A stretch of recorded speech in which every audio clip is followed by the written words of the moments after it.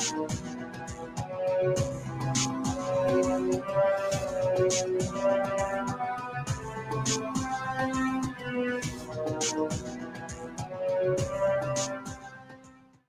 Today we're going to be talking about something you've heard of, the Nephilim, the demigods and transhumans.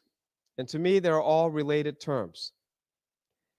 And I want to ask a very simple question. Is it even worth talking about? Is this a tangent? Is this just mere myth? Or is it a present concern? So I'm going to do something that's not usual. I usually give you lots of scriptures first. I'm not going to do that. I'll just show you a little bit, but then we're going to get to things that I think will stir some interest. What do you think? Who is this? Who is that? This is a hybrid. This is the hybrid. A hybrid is an offspring of cross-breeding or mixing two different entities together. This is a bush Obama. Is this a lion or a tiger? Yeah, it's a liger. It's called a hybrid. It's genetically mixing two different species, but they're in the same kind. So the Bible talks about this genetic manipulation. The first instance of genetic engineering is in Genesis chapter 6. The Bible has something to say about everything. But I'm telling you, I'm not even going to get deep into it. I'm just going to touch on it, and we'll go through some of the examples. Genesis 6, chapter 6, verse 1. Now it came to pass when men began to multiply on the face of the earth, and daughters were born to them, that sons of God, that's a term that means the direct creation of God, angels in this case, saw the daughters of men, and that they were beautiful, and they took wives for themselves of all whom they chose. Verse 4. And there were giants. Please say giants. Okay, this is not the offspring of natural, breeding of humans. The whole theory that it's the sons of Seth marrying evil women goes out the window because it does not produce giant offspring. And the word is Nephilim in the Hebrew. There were Nephilim on the earth in those days and also afterwards. So two periods of time. Before, in those days, Noah's days, and then afterward, when the sons of God came in to the daughters of men and they bore children to them, those were the mighty men who were of old, men of renown.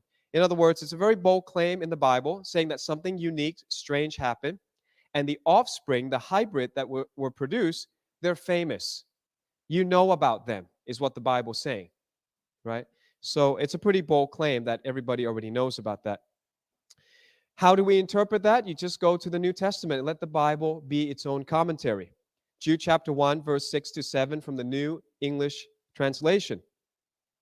Jude, the half-brother of Jesus, says, you also know, again, it's like a given, they say, if I say, you know who won the election, that means you know the results. In fact, right now, we still don't know the results. But if I said, you know, that means it's been reported. True? I wouldn't say you know who won the election unless you knew. It's common knowledge. So Jude says, you know that the angels who did not keep within their proper domain but abandoned their own place of residence, he has kept in eternal chains in utter darkness, locked up for the judgment of the great day. Verse 7, so also Sodom and Gomorrah and the neighboring towns, since they indulged in sexual immorality and pursued unnatural desire in a way similar to these angels, are now displayed as an example of suffering the punishment of eternal fire. So he makes a comparison, all right, that the sins of Sodom and Gomorrah are very much like the sins that the angels committed ages ago. Is it clear then that the sons of God who went into the daughters of men were the fallen angels? If it's not clear, you go to Jewish tradition, Enoch, the book of Enoch, which seems to be endorsed by Jude himself. He quotes it. And it used to be in the canon of Scripture, and I think in the Ethiopian version, either the Coptic or the Ethiopian, they still keep the book of Enoch in the Bible. So Enoch chapter 12, verse 4 and 5. Enoch, thou scribe of righteousness, go declare to the watchers of the heaven, who have left the high heaven, the holy eternal place, and have defiled themselves with women, and have done as the children of earth do, and have taken unto themselves wives. Ye have wrought great destruction on the earth, and ye shall have no peace nor forgiveness of sin.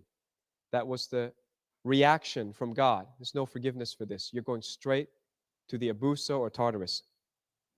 And Daniel talks about these watchers.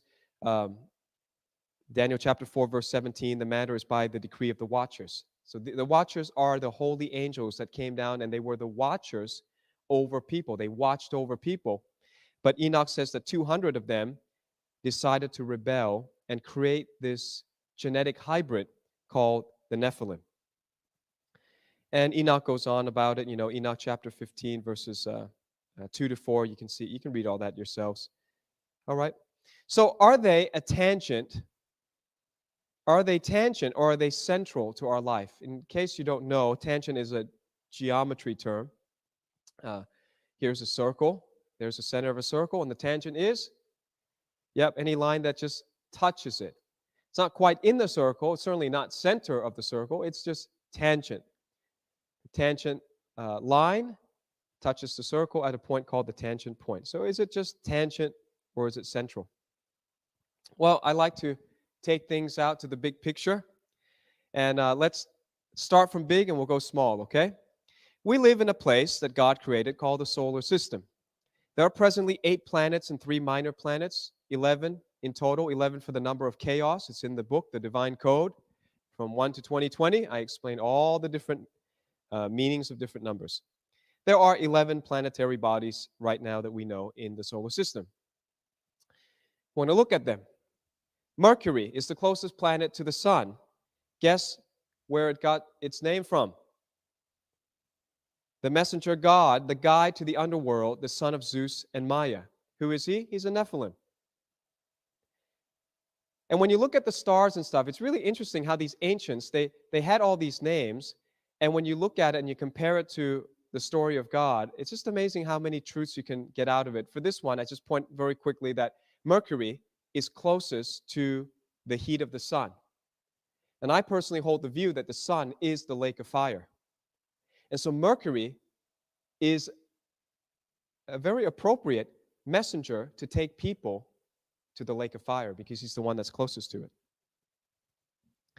The next planet is Venus. It's the hottest planet because it has an atmosphere. So Mercury is so close, the atmosphere is burned up. So it's not the hottest.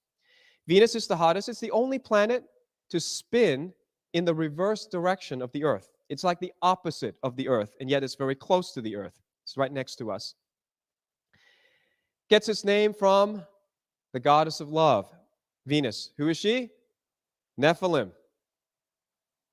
And she's the subject of many pieces of artwork, like this one that you may have seen.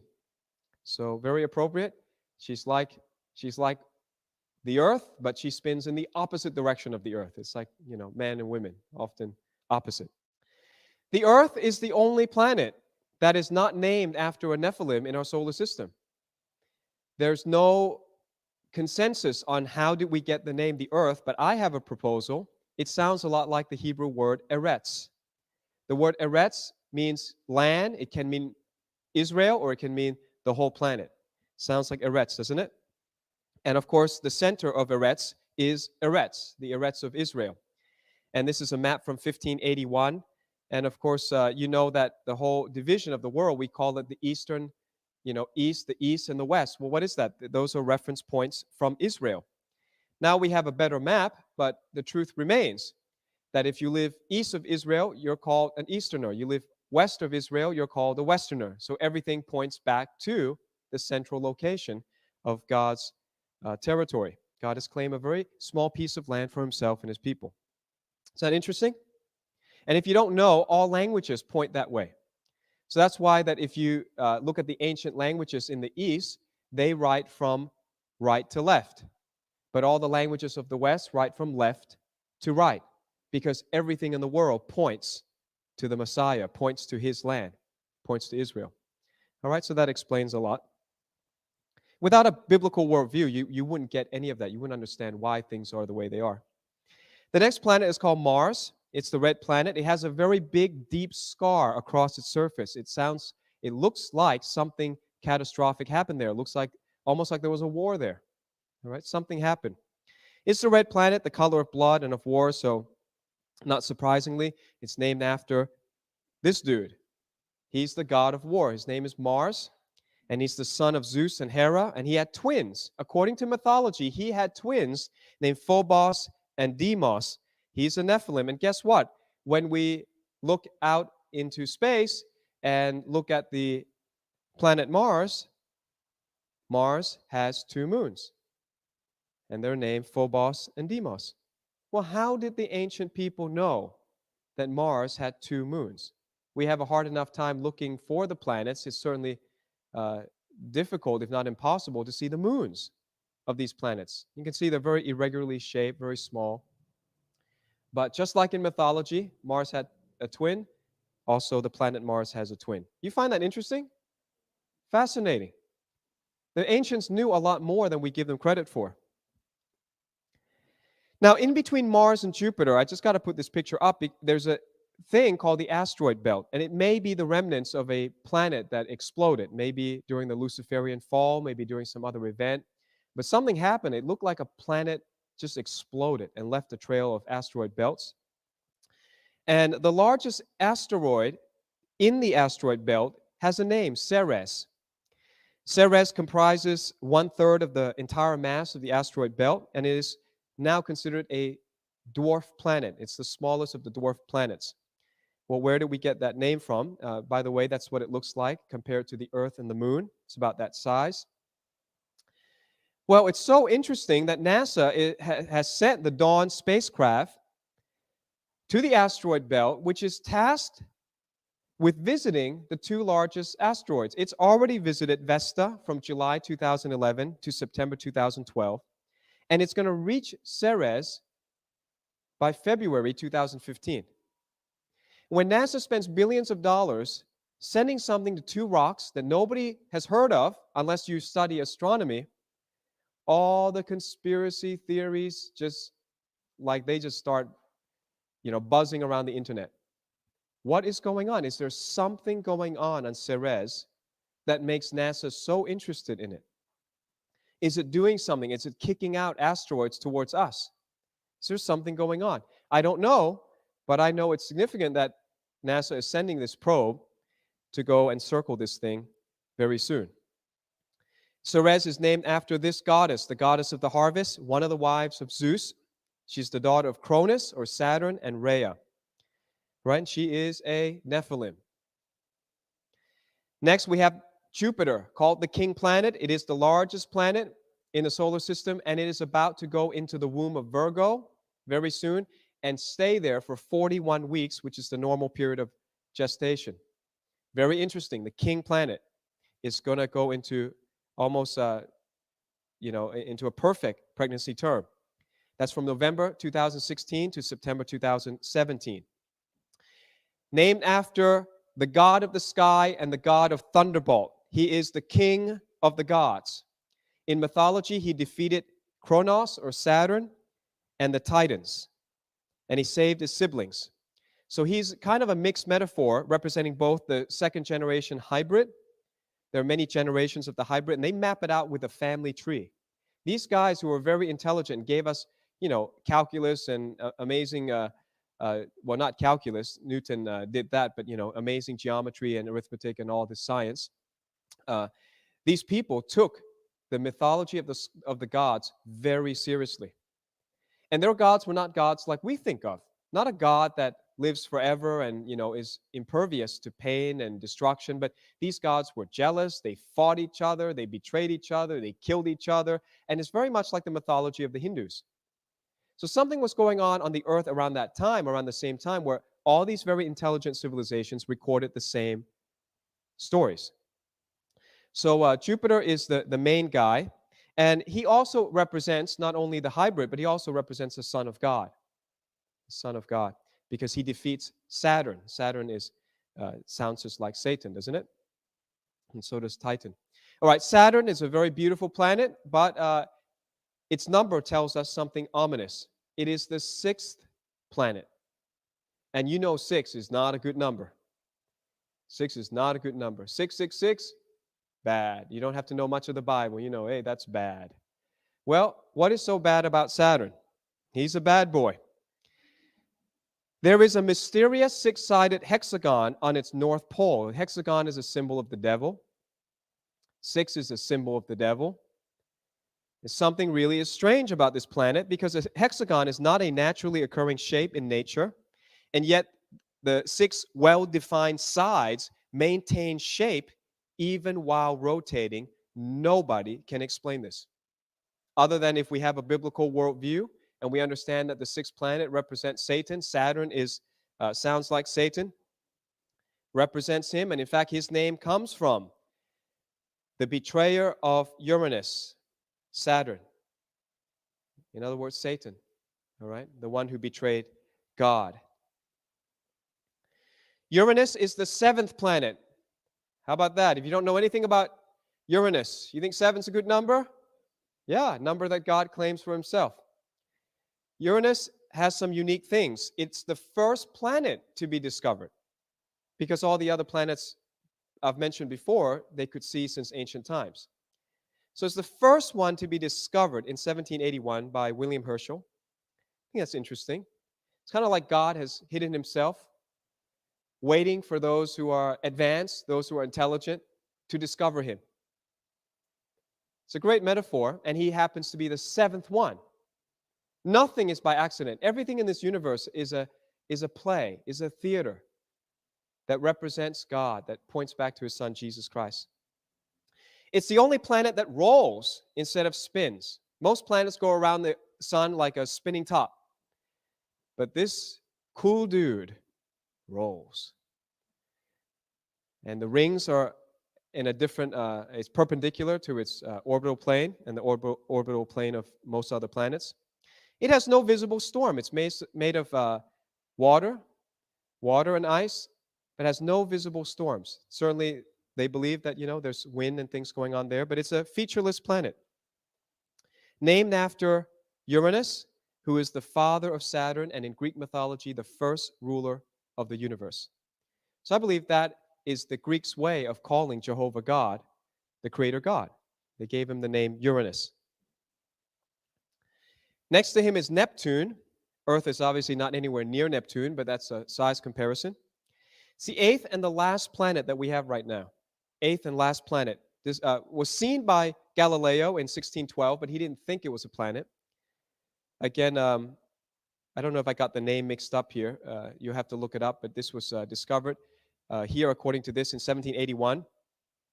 Although it's similar to Uranus, Neptune's atmosphere is notable for its active and visible weather patterns, most notably its great dark spot. And you see there's a storm in the middle of Neptune, similar to the great red spot on the planet Jupiter.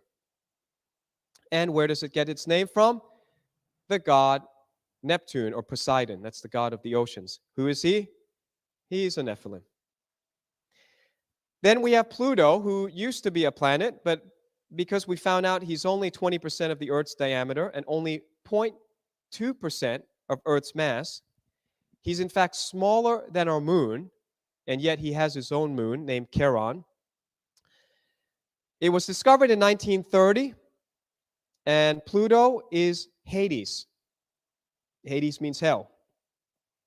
It was demoted to a dwarf planet on August 24th, 2006.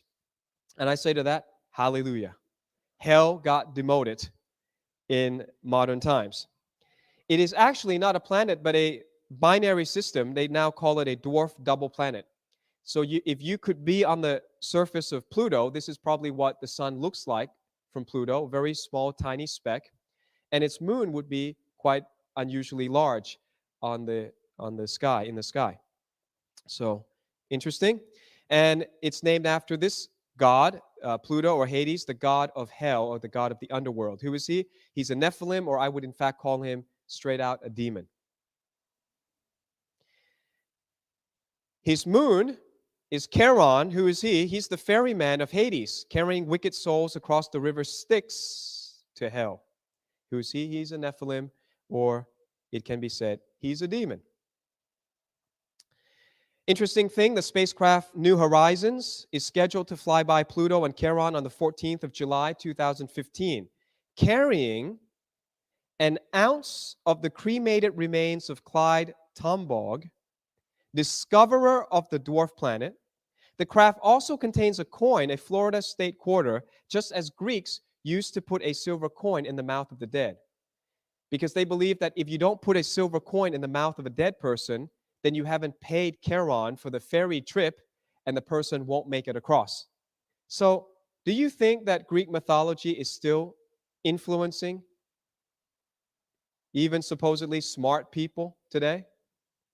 And I don't know what the fate of this guy is, because a resurrection is coming and an ounce of his body needs to be returned from the spacecraft New Horizons, because everybody else dies and stays on this planet.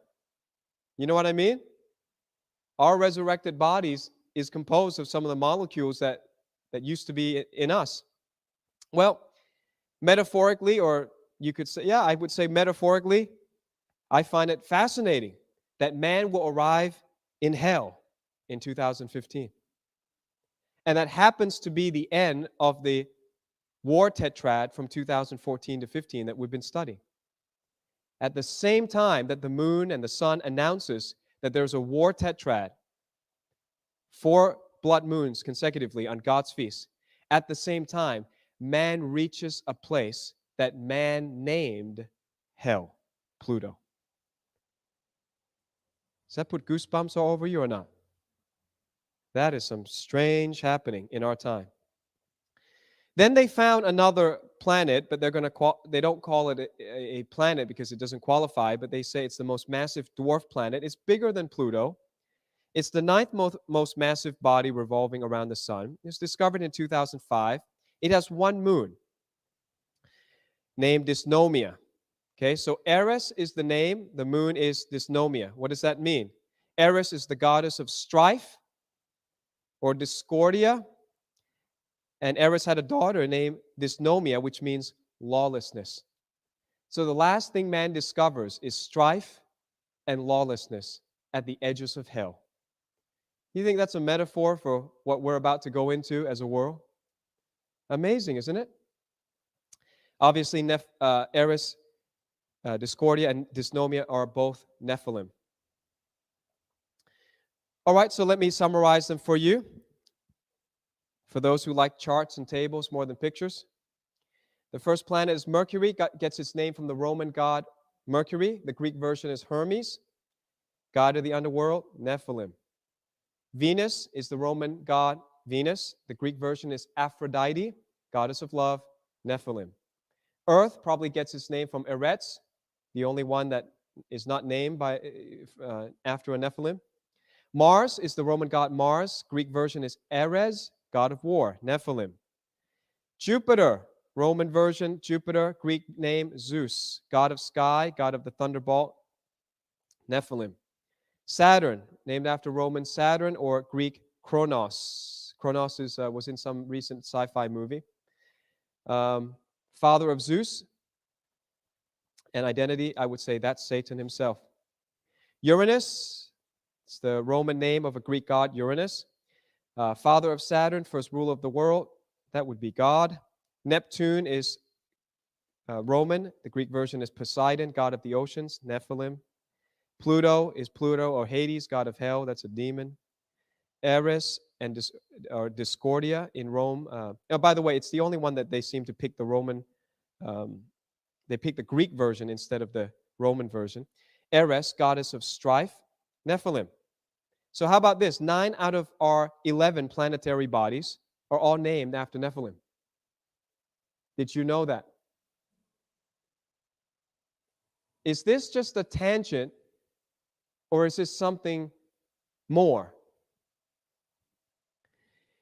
Then we come to our days. We name our days after the gods. Sunday is Sun Day. Monday is Moon Day. Tuesday is Twig's Day or Mars Day. Twig is the Norse version. Now we got another mythology, the Nordic or the Norse version of the same story. Mars Day, the god of war. So Tuesday is the day of war for some reason. Wednesday is Woden's Day or Mercury's Day, the god to the underworld. Thursday is Thor's day. Thor is the main god in the Norse mythology. So that's Jupiter, the god of the thunderbolt. In fact, the exact same symbolism. That's what Thor's day or Thursday is. Friday is Frigg's day or Venus day, the goddess of love. Saturday is Saturn's day, which refers to Satan, or depending on the European language, Sabbath day, which would refer to God. So here, for those who like tables, I give you different languages. Sunday or dimanche or domingo in French and Spanish refers to either God in the Latin languages or the sun in the Norse version. Identity is God. Monday, lundi in French, lunes in Spanish refers to the moon. They all refer to the moon. That's a goddess. Tuesday is mardi or martes, which is definitely Mars, the god of war. That's a Nephilim. So we got a day named after a Nephilim. Wednesday, mercredi in French or miércoles in Spanish, named after Mercury, Nephilim. Thursday is jeudi or jueves in Spanish. It's named after Jupiter. We just took Thor, the Nordic version of the same person. Friday is vendredi in French or viernes in Spanish, named after Venus, the goddess of love, Nephilim. Saturday, in the French and Spanish, they say samedi or sabato, which is actually from Sabbath, which is good. But we took Saturn, which is a Nephilim. So there you go. We name our days after the Nephilim. How about the months of the year? We got January to December. Where do we get these from? January is Janus's month. February is from Februa. March is from Mars. April is from Aphrodite. May is from Maya. June is from Juno. July is from Julius Caesar. August is from Augustus Caesar. September, October, November, December are actually just Latin numbers. 7, 8, 9, 10. So what are the meaning? Janus is a two-faced god of the gates. Two-faced. Why? Because in January, you're looking back to December and you're looking forward to the new year. It's a two-faced god. I learned that in high school English, by the way. Februa is a Roman festival of purification. Mars is obviously god of war, Ares. Aphrodite is the goddess of love, Venus. Maya was the daughter of Atlas, one of the 7 Pleiades. Juno is another name for Zeus's wife, Hera.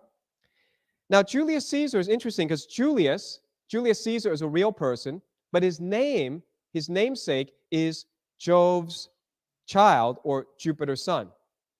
So still referring to Jupiter. And in English, we have this saying, by Jove. Have you ever heard that? By Jove. What is that? It's the old pagan way of saying, I swear. On oath. By Jove. By Jupiter, I swear. I'm telling you the truth. But, we as Christians would say, I swear by God, but you don't have to swear anymore because you're supposed to always tell the truth. So Jesus says, don't even swear by the temple anymore because you should let your yes be yes, your no be no. You should never lie anyway. So July still refers to one of the gods. August is Augustus Caesar. Augustus just means venerable, was a real person. And then the 7, why 7, even though it's the 9th month on the calendar? Because it refers to the 7th month on the Hebrew calendar, Tishri.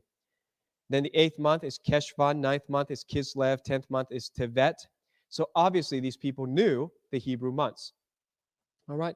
And the identity of these namesakes, January named after a Nephilim, March named after a Nephilim, April Nephilim, May Nephilim, June Nephilim, July an emperor whose name is from a Nephilim.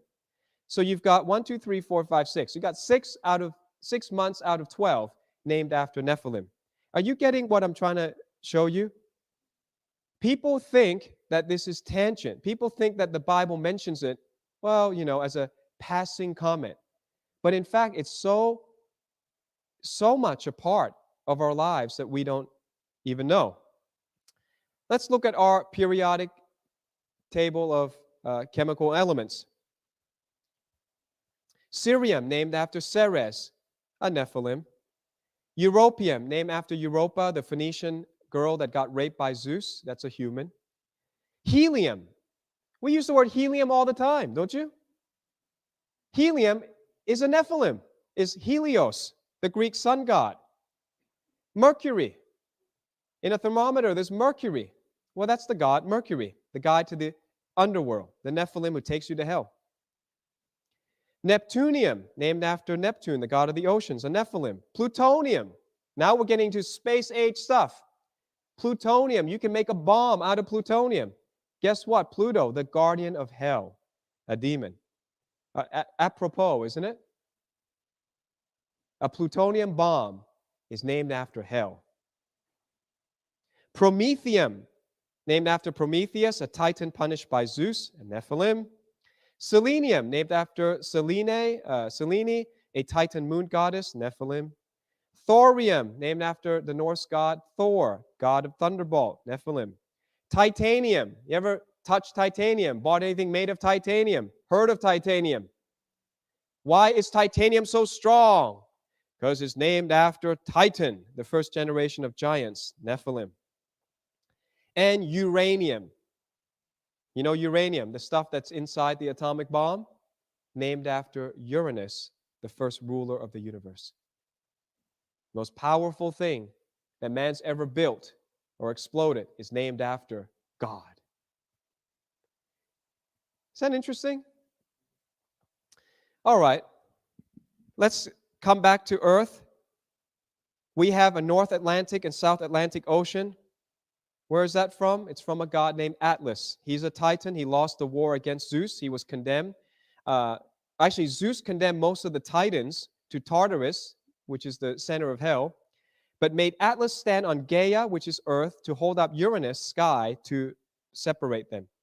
He is either a Nephilim, or I imagine he might be a watcher, one of the angels that fell and then made it with the women. We have the Atlas Mountains. They range across Algeria, Morocco, and Tunisia. We have the myth of Atlantis, a mythical continent described by Plato, Solon, and Egyptian priests. This is a map by Athanasius Kircher in 1669, saying that there was a continent in between Europe and the Americas. It's described as an advanced civilization. Myth says that they came to attack Greece but met with tragedy because in one day it sank into the ocean. Named after the god of astronomy and navigation, the son of Iapetus, and Asia, a Nephilim. The continent Asia is the biggest continent in the world. It contains 30% of the landmass of the earth. It's the most populous continent. 4 billion people live there. In other words, 60% of humanity lives on Asia. Did any Asian know where the name Asia comes from? Yep, Nephilim. The wife of Iapetus, the mother of Atlas, Prometheus, and a bunch of others. She's the daughter of Oceanus and Tethys, the granddaughter of Uranus and Gaia. Nephilim. Europe, named after Europa, who was a Phoenician or an Arab mortal, a woman that was abducted to the Greek island of Crete and raped by Zeus. And you can see stamps and coins featuring this. This is not something in the ancient past. It's on their modern currency. And Europa gave birth to a bunch of Nephilim like Minos. If you ever go to Crete, Minos is the father of the Minoan civilization, a very advanced civilization that just appeared out of nowhere. How do you understand civilizations that build amazing architecture that lasts 3,000 years later? We can't even build a house that lasts for 10 years. The Bible worldview tells you these guys had help. They were hybrids, and they got advanced technology from the fallen angels. Then, if you go to Egypt, still there today, the Sphinx. What is that? It's a Nephilim. It's a human with a lion body and eagle wings. These Sphinx are not just the imagination of the Egyptians. They're everywhere. You can find the Sphinx in palaces of Darius the Great. That's a Persian in 480 BC. The oldest Sphinx is the lower left corner at a palace of Queen Hetepheres II. All of these things are hybrids, Nephilim. Egypt was ruled by hybrids. Queen Nefertiti's skull is always elongated. Shows you she was not fully human. She's a hybrid, Nephilim. The art from ancient Egypt shows giants with elongated heads worshiping Helio, the sun god, Nephilim.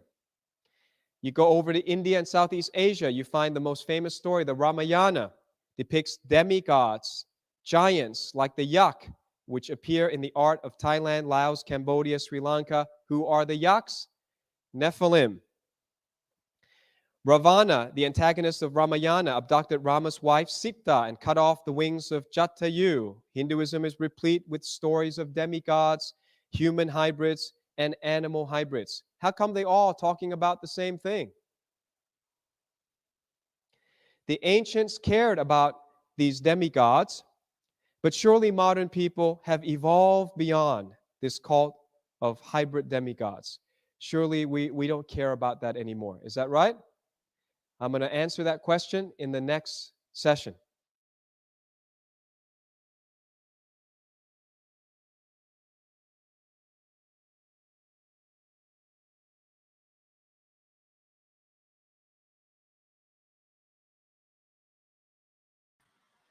Hallelujah, hallelujah. Can I be heard? Can I be heard?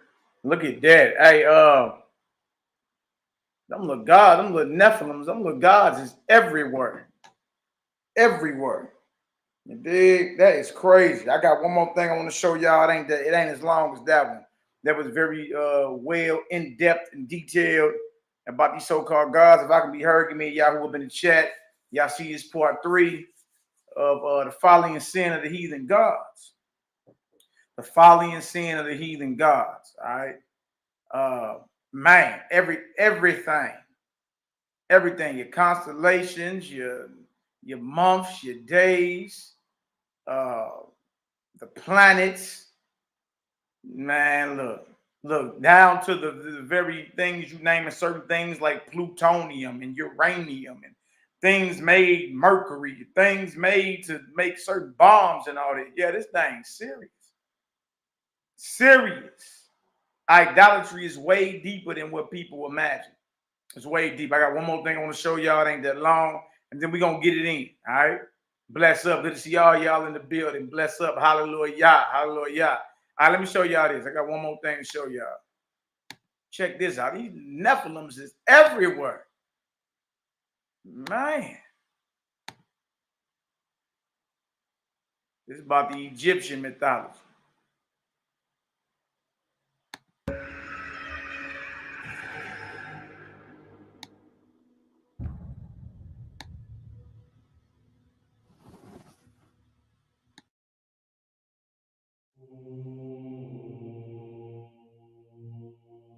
Apophis, the sworn enemy of the sun god Ra, was the most dangerous of all monsters of chaos who constantly threatened the divine order in the Egyptian mythology. The god was an ancient Egyptian deity described as the embodiment of darkness and evil. Commonly known as Apep, he was viewed as the greatest opponent of light and thus earned the reputation of enemy of Ra and lord of chaos. He appears in art as a giant hideous snake, a dreadful serpent from Egyptian religion. The eyes of Apophis seem to have been particularly feared, and it was thought that the sound of his terrifying roar would cause the underworld to rumble. The movement of his body could cause earthquakes, and was associated with hidden sandbanks that were dangerous to boats on the Nile River, leading to the titles of evil lizard or evil dragon from the Nile.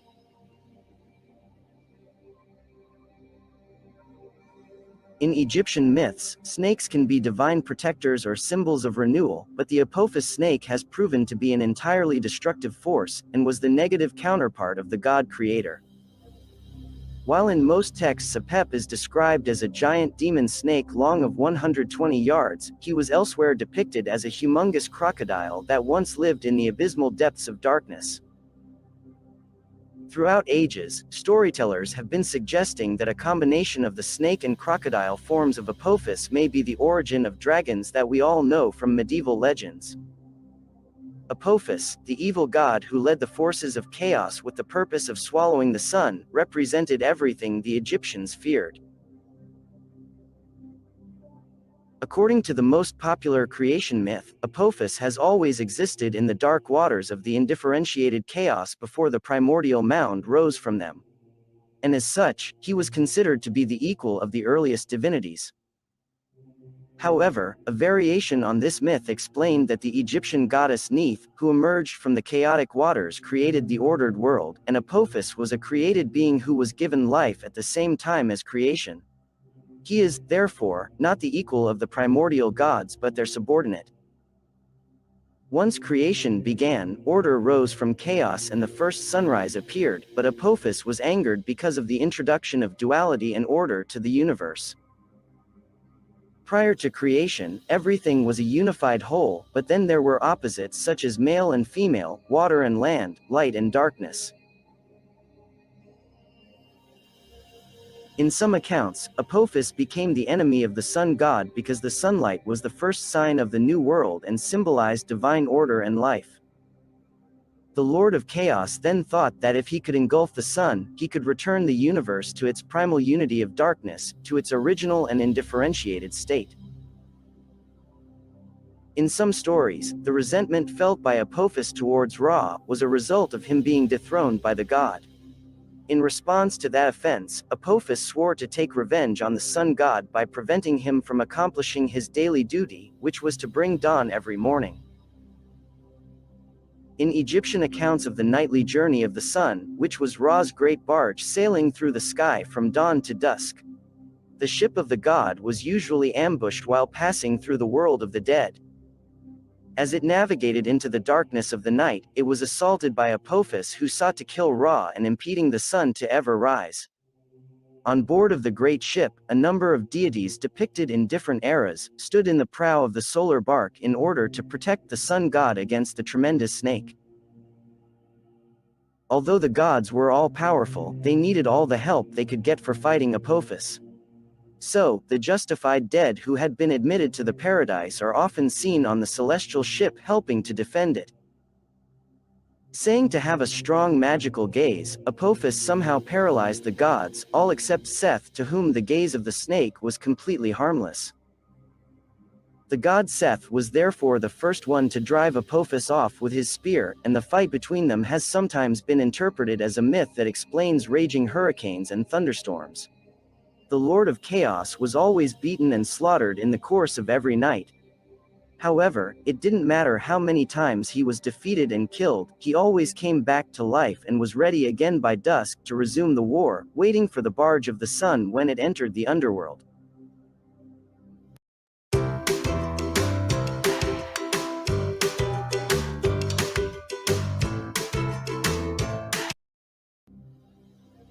Apophis is also shown in scriptures as a dismembered serpent being chopped off into pieces.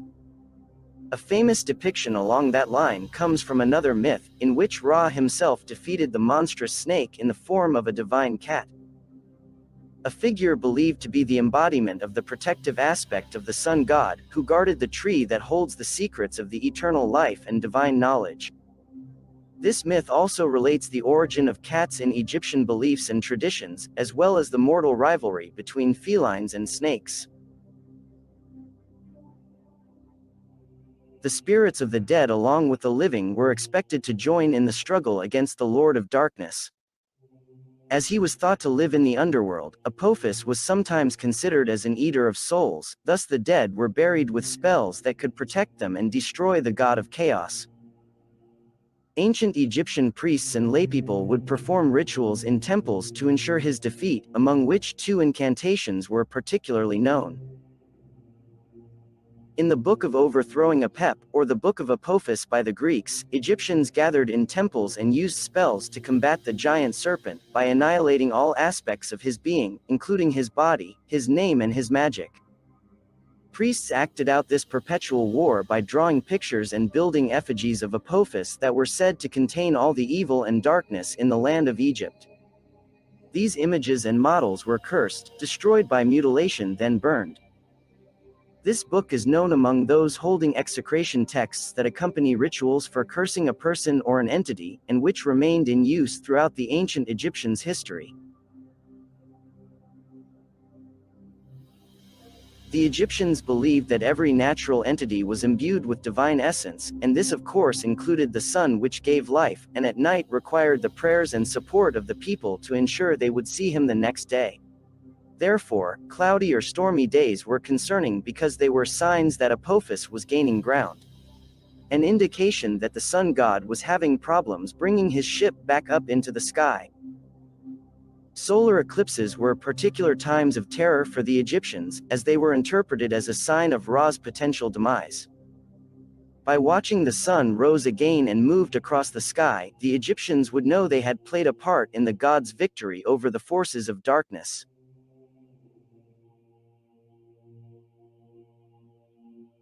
Apophis never had a formal cult and was never worshipped since he was related to destruction and death. But he would feature in a number of tales dealing with his efforts to destroy the sun and return order to chaos.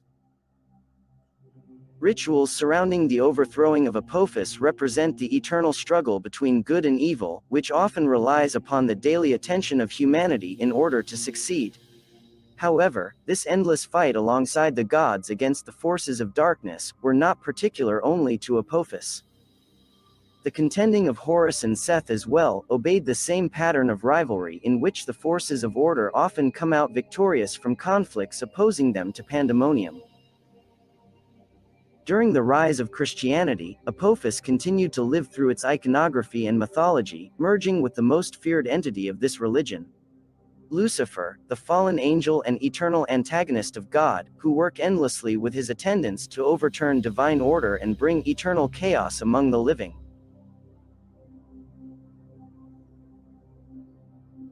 If you liked this video of Apophis, let me know in the comments below. And as always, stay curious.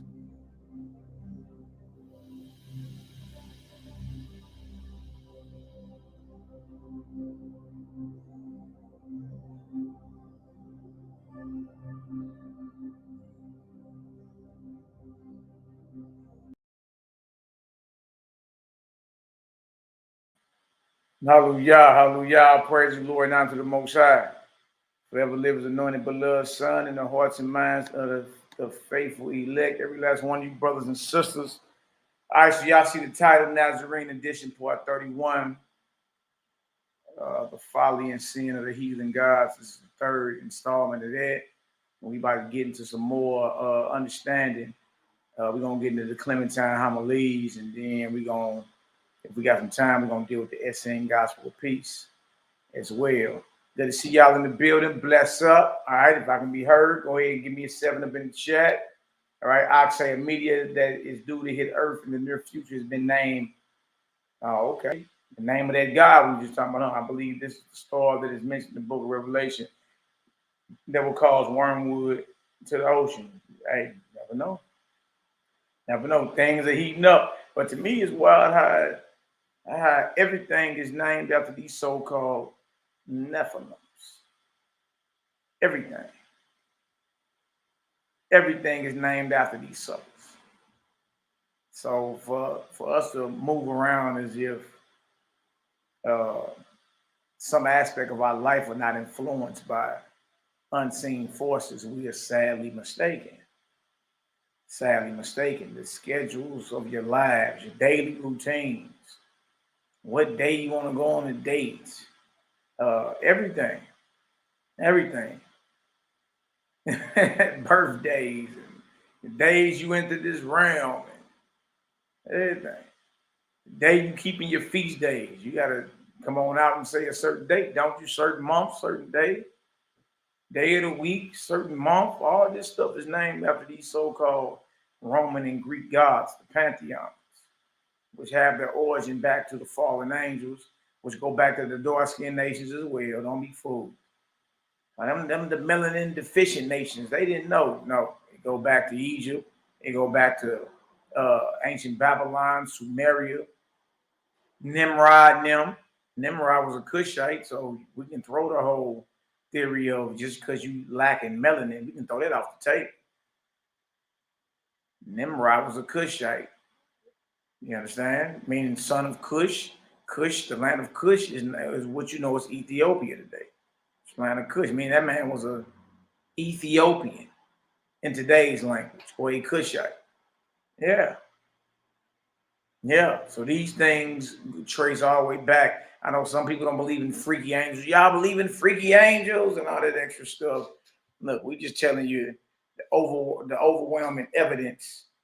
All right. And just based off a little research, anybody can understand that man is not Man and the animals are not the only species, if you want to call it, who have ever visited this earth. It's just what it is. There's megalithic structures that, quote unquote, man can't even reproduce today. All over this earth. How do these things get built? By whom? What ancient technology were they using? All right. Some of y'all think that the bones being dug up, all that's just a fabrication. I mean, it's real easy to say when something comes out that challenges what you believe. It's easy to write it off and say, oh, that's just a fabrication. That don't mean that. That don't mean that. They made that up. All right. But if you slow down, just look at everything, it's too much evidence to point toward who we would call watchers, fallen ones, Nephilims. You know what I mean? The advancement in technology, the certain knowledge brought to mankind that would eventually destroy him. I mean, it's what it is. So idolatry is deeper than what we just see on the surface. All right, idolatry is running rampant in the Israelite movement. Rampant. And it's deeper than you professing to be a warlock or a witch. You dig? It's deeper than what you think you know. It's way deeper, right? Because that idolatry or the worship of the Nephilims is embedded, deeply ingrained into your everyday life, your everyday existence. For this purpose was the Son of the Most High revealed that he will destroy the works of the devil. Absolutely. All right, so we're going to kick this off real quick. I want to show y'all something. We're going to get into the homilies. We're going to read Clementine Homilies. For y'all don't know, first century documentation. The Peter's journal, documented by Clement. All right, Clement was his understudy, his helper, who followed him around for years until he was officially initiated as a Nazarene. All right. Now, Clement documented Peter's debates with one called Simon Magus. All right. And he had to report to James the Just, the brother of the Messiah. Peter and Clement had to. All right. They had to straight report back to him yearly and at the end of every 7 years. Right. They had to document the teachings, what was being taught. All right. James will go over that. James is the Messiah's biological brother. You see flashes of him in the scripture. All right. You see him at the Jerusalem Council. James is the one in charge. He's the one that stood up and was giving judgments. All right. His name in history is YHWH'S or James the Just. Just so happens he's the biological brother of who we call the Messiah. He's the one that was left in charge. All right, he's the one that even Peter had to report into and check in with. All right, well, Clement had to do the same thing. All right, and James actually is the leader over all the Messiah's movement after the Messiah left this earth. It was his brother James. All right, and not just the assembly in Jerusalem, but every assembly. Everybody had to be up under his authority. All right. Even Paul, why you think Paul eventually had to go back to Jerusalem, right? But then Paul started doing his own thing, all right? So, yeah, it's order in the whole thing, all right? Now, let's get into this. So we're going to get into the Clementine Homilies because Peter and Clement, what they were doing was very well documented. As you check any of the seminary or theological departments at Yale, at Cambridge, at Oxford, they all know, those who are professors. They all know about the Clementine Homilies. They study them. They read them. All right. So let's get into this. Set up for a living say. Only ones who don't believe in the Nephilim are most Christians. A lot of Israelites don't believe in that. They call them freaky angels. Y'all believe in freaky angels? All right. Let me do this real quick. I got y'all. All right, bless up. And the Most High bless all y'all. Right on to the house of Yah'KI, LL, you on for the support. Our praises. Hallelujah. Let me go ahead and share this real quick. All right, so y'all see the title, and let's get into more of this. This is part 3 of the Folly and Sin of the Heathen Gods, and installment 31 of Nazarene edition. And 31, huh? Boys ain't stopped yet. What y'all up to? All right, bless up. Let me show y'all something real quick. Let's pull this up.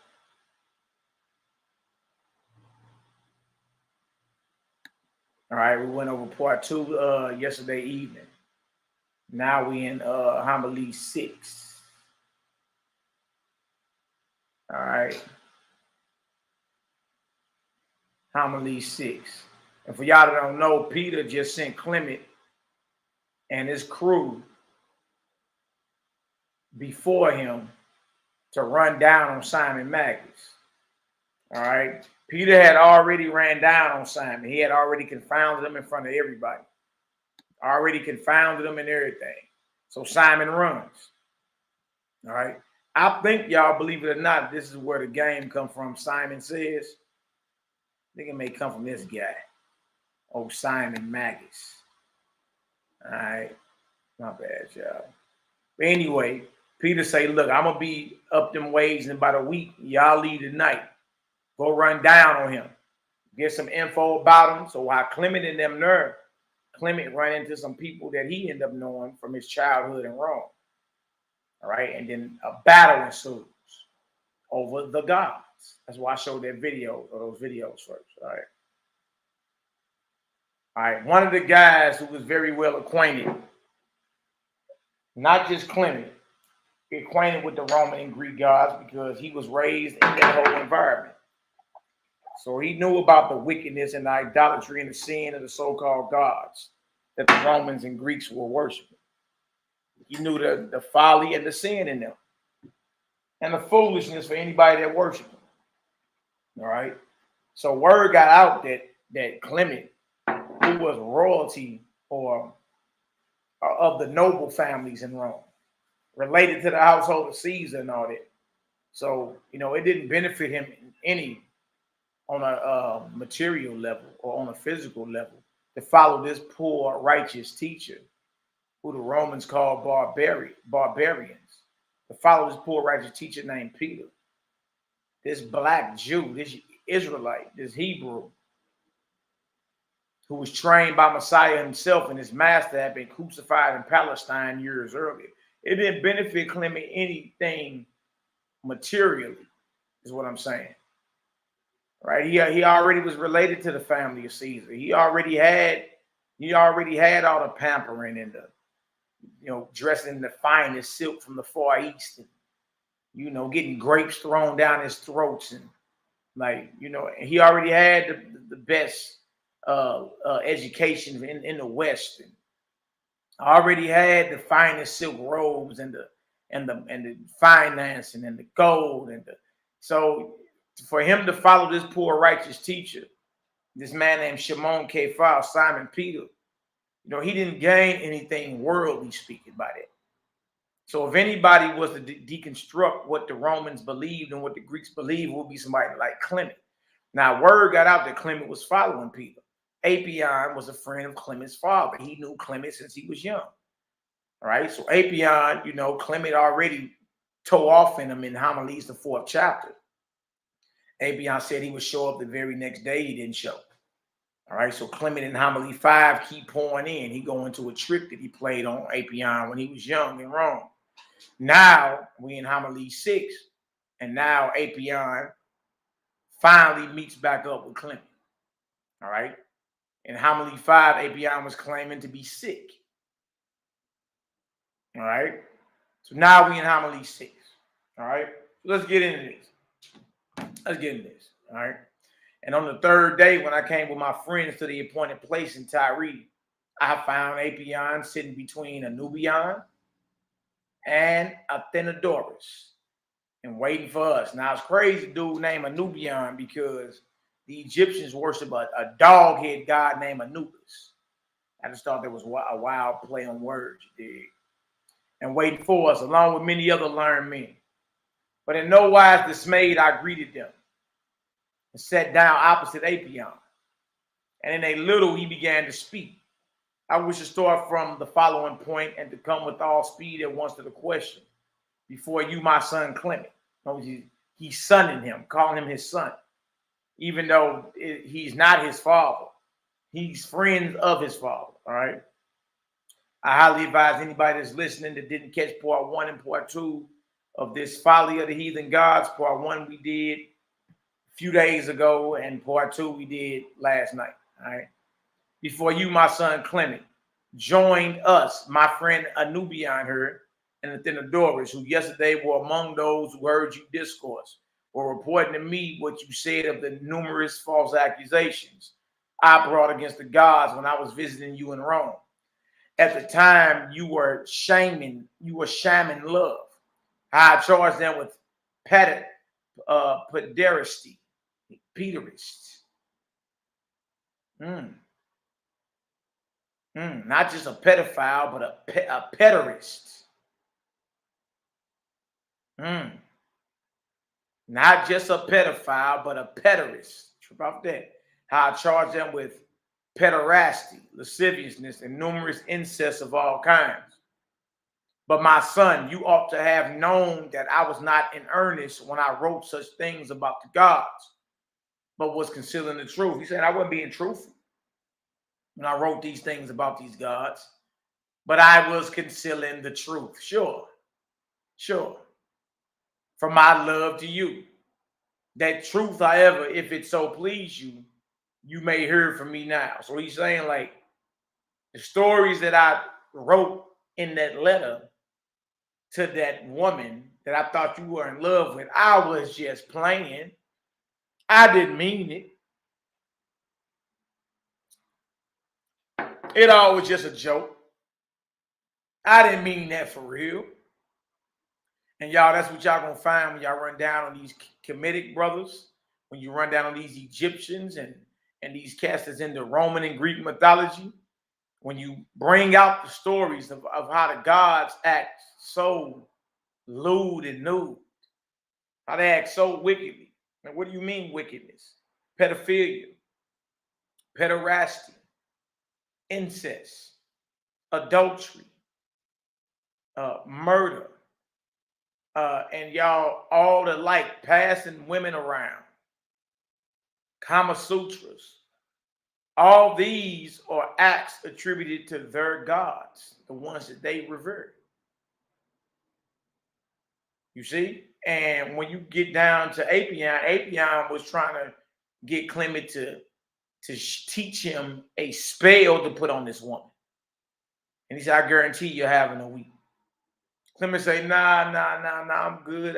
If I can't get her with words, I don't want it. All right? Apion says, you know what? Well, let me write her a letter. Clement agrees, write the letter. Apion writes a letter and is convincing this woman to commit adultery, to be passed around, to be a whore, basically. And he said, trip off this because the gods you revere, they do that. So you might as well do it. And if you resist these passions, if you resist adultery and lewdness, if you resist whoredom, then you're committing sins against them who said it's okay. Apion wrote this in this so-called love letter to this woman that he thought Clement was in love with. Clement was faking the whole time. Clement got the letter from Apion and read it in front of everybody. He said, look at what these cats believe.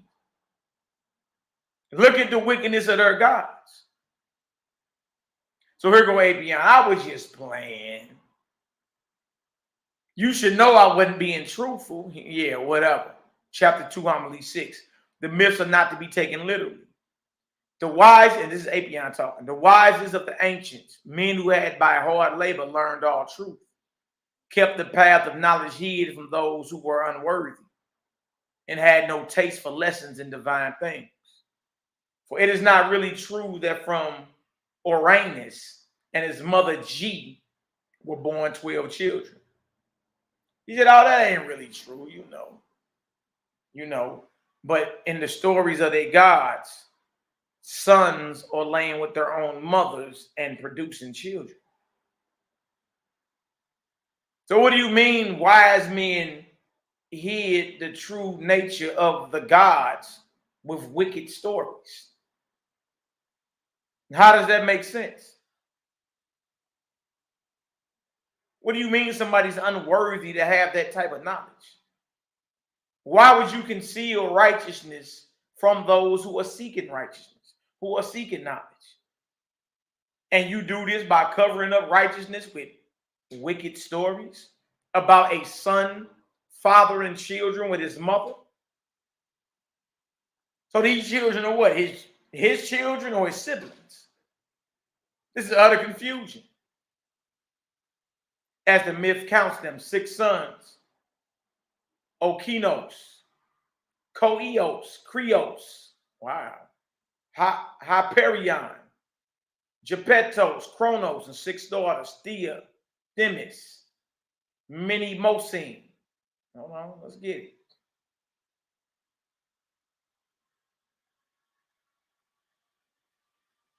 Meta, Thetis, and Rhea. Not that Kronos with the knife of adamant mutilated his father Uranus, as you say, and threw the part into the sea. Look at that, mutilated his father. Mutilated his father. Cut off his privy member. Threw it in the ocean. Look at this. Them very gods that we looked at that video about. These fallen ones. These are the stories that are written about them. Yet they are revered by nation after nation, right? And they are revered, but even mimicked or copied. That's what's going on here. These cats are mimicked and copied, and you wonder why Rome, you wonder why Greece, you wonder why all these different societies, you feel me, are lewd and nude. You wonder why. Because look at the actions of their so-called gods. Look at that. Ooh-wee.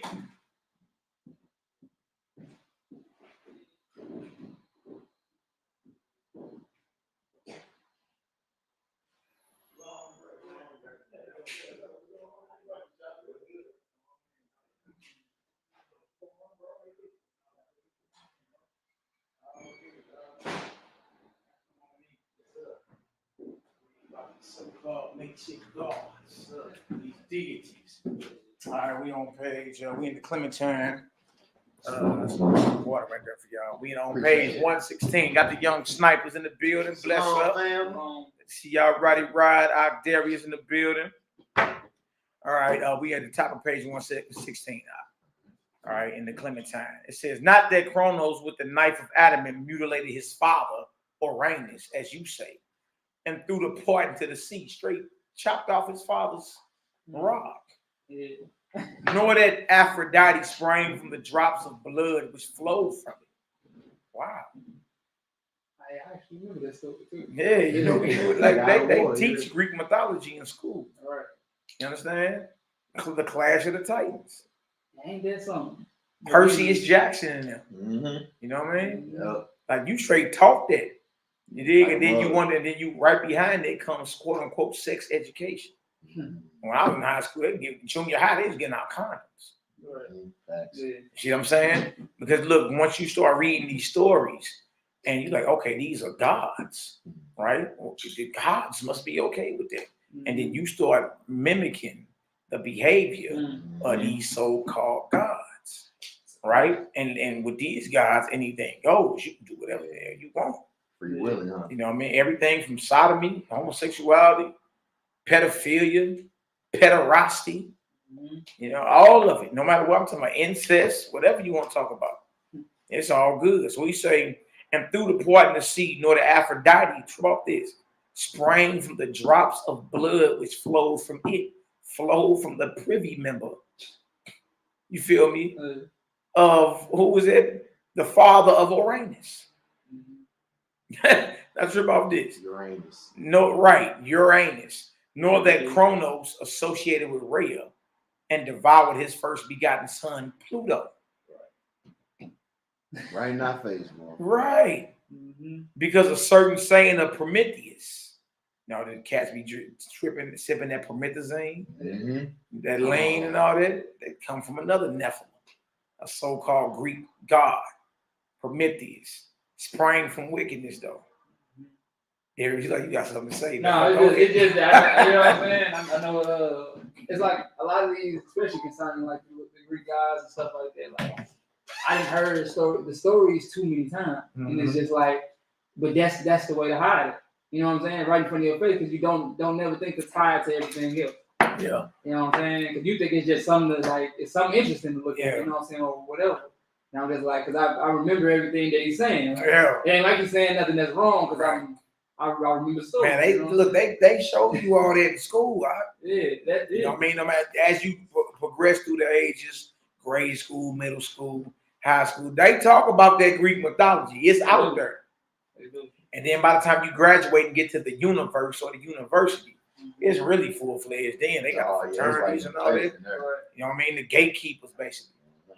You done graduated from high school, common school. Now you get to go out into the universe. Still in Rome. You feel me? Universe, university. Right? Just so happened the constellations are named after these suckers. The planets. You understand? The days of the week, the months of the year. That's crazy. Because then, I was actually looking at that etymology that you hit too, because it's like it gets to the point to where then you got the New World Order thing, and it gets to the point to where the whole mission is to create one song, one verse, universe. You know what I'm saying? Yeah. And that's the whole mission. You know what I'm saying? For everybody to be on one verse, one song. Right. One Sing vibration. The same tune, one vibration. Right. Watching to the beat of one drum. Ain't that wild? So we got this right here because a certain saying of Prometheus, that a lot of the brothers is on. That's how you know this is demonic habitation. Led him to fear that a child born from him would wax stronger than himself and spoil him of his kingdom, nor that he devoured in the same way Poseidon, another god. And I believe that's the father of old Perseus, or Zeus is one of them. Perseus, yeah. Because the children, if you ain't careful, the children be watching that stuff. Yeah, bro. Percy Jackson and so and so, and this minotaurs running through there. They're like, what the hell is going on? What the hell is going on around here, man? It's say, okay, nor that when Zeus was born next his mother, I'm reading it, nor that he devoured in the same way Poseidon, his second child, nor that when Zeus was born next, his mother Rhea concealed him. And when Kronos asked for him that he might devour him, gave him a stone instead, nor that this, when it was devoured, pressed those who had been previously devoured and forced them out. So that Pluto, who was devoured first, came out first, and after him Poseidon, and then Zeus. Nor that Zeus, as the story goes, preserved by the wit of his mother, ascended into heaven and spoiled or robbed his father of the kingdom. Ascended into heaven. I would be like the Most High. I would sit my throne above the throne of sound like Satan, don't it? Yeah, so it does. Not sure about this. Nor that he came down, nor that he punished his father's brother. Ascended into heaven and spoiled his father of the kingdom, nor that he punished his father's brothers. Nor that he came down to lust after mortal women. Well, there it is. Okay. Nor that he associated with his sisters and daughters and sister-in-law and was guilty of shameful pederasty. We need to look that up. That's another branch of pedophilia. His wife was his sister. Yeah. A pederast is something even worse than a pedophile. Y'all remember old Joe Paterno used to be the head football coach for Penn State. Remember years ago, it all came out there for decades. He was having his way with these so-called football players in the showers and all that. You know what I mean? And then right before he was supposed to stand trial, he died. But they was charged him on these accounts right here. He was a pederast. All right. Nor that he devoured his daughter Metis in order that from her he might make a thing be born out of his own brain, and from his thigh might bear Dionysus, who was said to have been rent in pieces by the Titans. Nor that the Tennessee Titans. This stuff encompasses every aspect of your life. Right? You born into this so-called, something like the Hunger Games almost. But you born into this realm, you understand, or this simulation of the Greeks and the Romans, in which they got from the darker nations, and which was, passed down from these fallen ones, these watchers. That's what you're born into. That's what you're born into. Now look at this. It says, nor that he held a feast in the marriage of Peleus and Thetis, nor that he excluded Eris, discord, from the marriage, nor that Eris on her part thus dishonor, contrived on an occasion of quarreling and discord among the feasters, nor that she took a golden apple from the gardens of Hesperides and wrote on it for the fur. And then they fable how Hera and Athena and Aphrodite found the apple and quarreling about it came to Zeus, and he did not decide it for them, but sent them by Hermes to the shepherd Paris. Wow. My bad, y'all. What page was on? 116. 117. All right. Be judged of their beauty. But there was no such judging of the goddesses, nor did Paris give the apple to Aphrodite, nor did Aphrodite, being thus honored, honor him in return by giving him a Helen to wife. For the honor bestowed by the goddess could never have furnished a pretext for a universal war, and that to the ruin of him who was honored himself, nearly related to the race of Aphrodite. But my son, as I said, such stories have a peculiar and philosophical meaning, which can be allegorically set forth in such a way as you yourself would listen with wonder. And I said, this is what Clinton's saying. So you got Apion trying to explain away these wicked stories, and saying it's all philosophical and allegorical. My son, you should know this. Stop following this poor righteous preacher, this barbarian, this Jew named Peter, whose master was crucified in Palestine decades ago. Stop following him. You know better than it because you were raised in this. These are all allegories. He's just speaking philosophical, right? He says, set forth in such a way that you yourself would listen and wonder. And I said, I beseech you not to torment me with delay. And he said, do not be afraid, for I shall lose no time, but commence at once. Apion proceeds to interrupt the myths. So just like with Apion, today, if you run into any Kemet cat, and I played the gay ass high priest from Kemet last night. Boy got fag in his name. But look, he being truthful, right? He ain't under no illusion. This is the ancient way of Kemet. Facts. This is ancient Egyptian history. And this is what we've been trying to tell all the cats. And they real quiet about him. Your Sotnetters and all them and Jabaris. What's his name again? Man, I don't even, I forgot. I'll send you the video. It's long, but he the first openly gay king of Egypt. Boy had his breast out, had a silk robe draped over his shoulders. Nigga had a wig on. I said, oh my ego right there. Yeah, the ego. I'm like, what is going on here? All right, but he like at least he being truthful. Yeah. Apion and any other committed cat the brothers run into, they're gonna try to do what Apion do. They're gonna say, oh no, that's just philosophical and allegorical. Right? Only those who were initiated know the true stories. Right? Clement say, look, don't torment me with delay, speak on. Right. But see, it's crazy because Apion gotta know that Clement was raised in this. Right. He know the ins and outs. So whatever you about to say, surely he's heard the breakdown before. I like you being part of something, and then you have a revolutionary change of mindset. You dig? And people try to convince you to change your mind back to what it was. You like, look, I know all that. I was raised in that. I know every breakdown you're gonna come with. Right. All right. So here you go. Apion proceeds to interrupt the myths. And this is Apion talk. There was once a time when nothing existed but chaos and a confused mixture of orderless elements, which were as yet simply heaped together. This nature testifies, and great men have been of opinion that it was so. Of these great men, I shall bring forward to you him who excelled them all in wisdom. Homer. Y'all heard of Homer before? Mm-hmm. Yeah. Homer, where he says with a reference to the original confused mass, but may you all become water.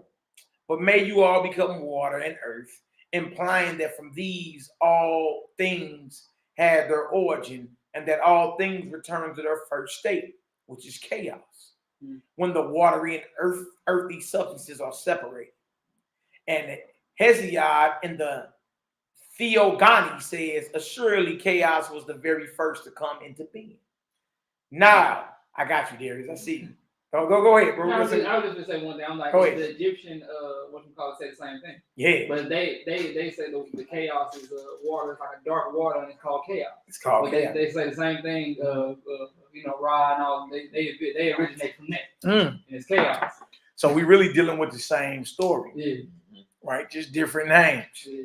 Slight variations, but basically the same thing, right?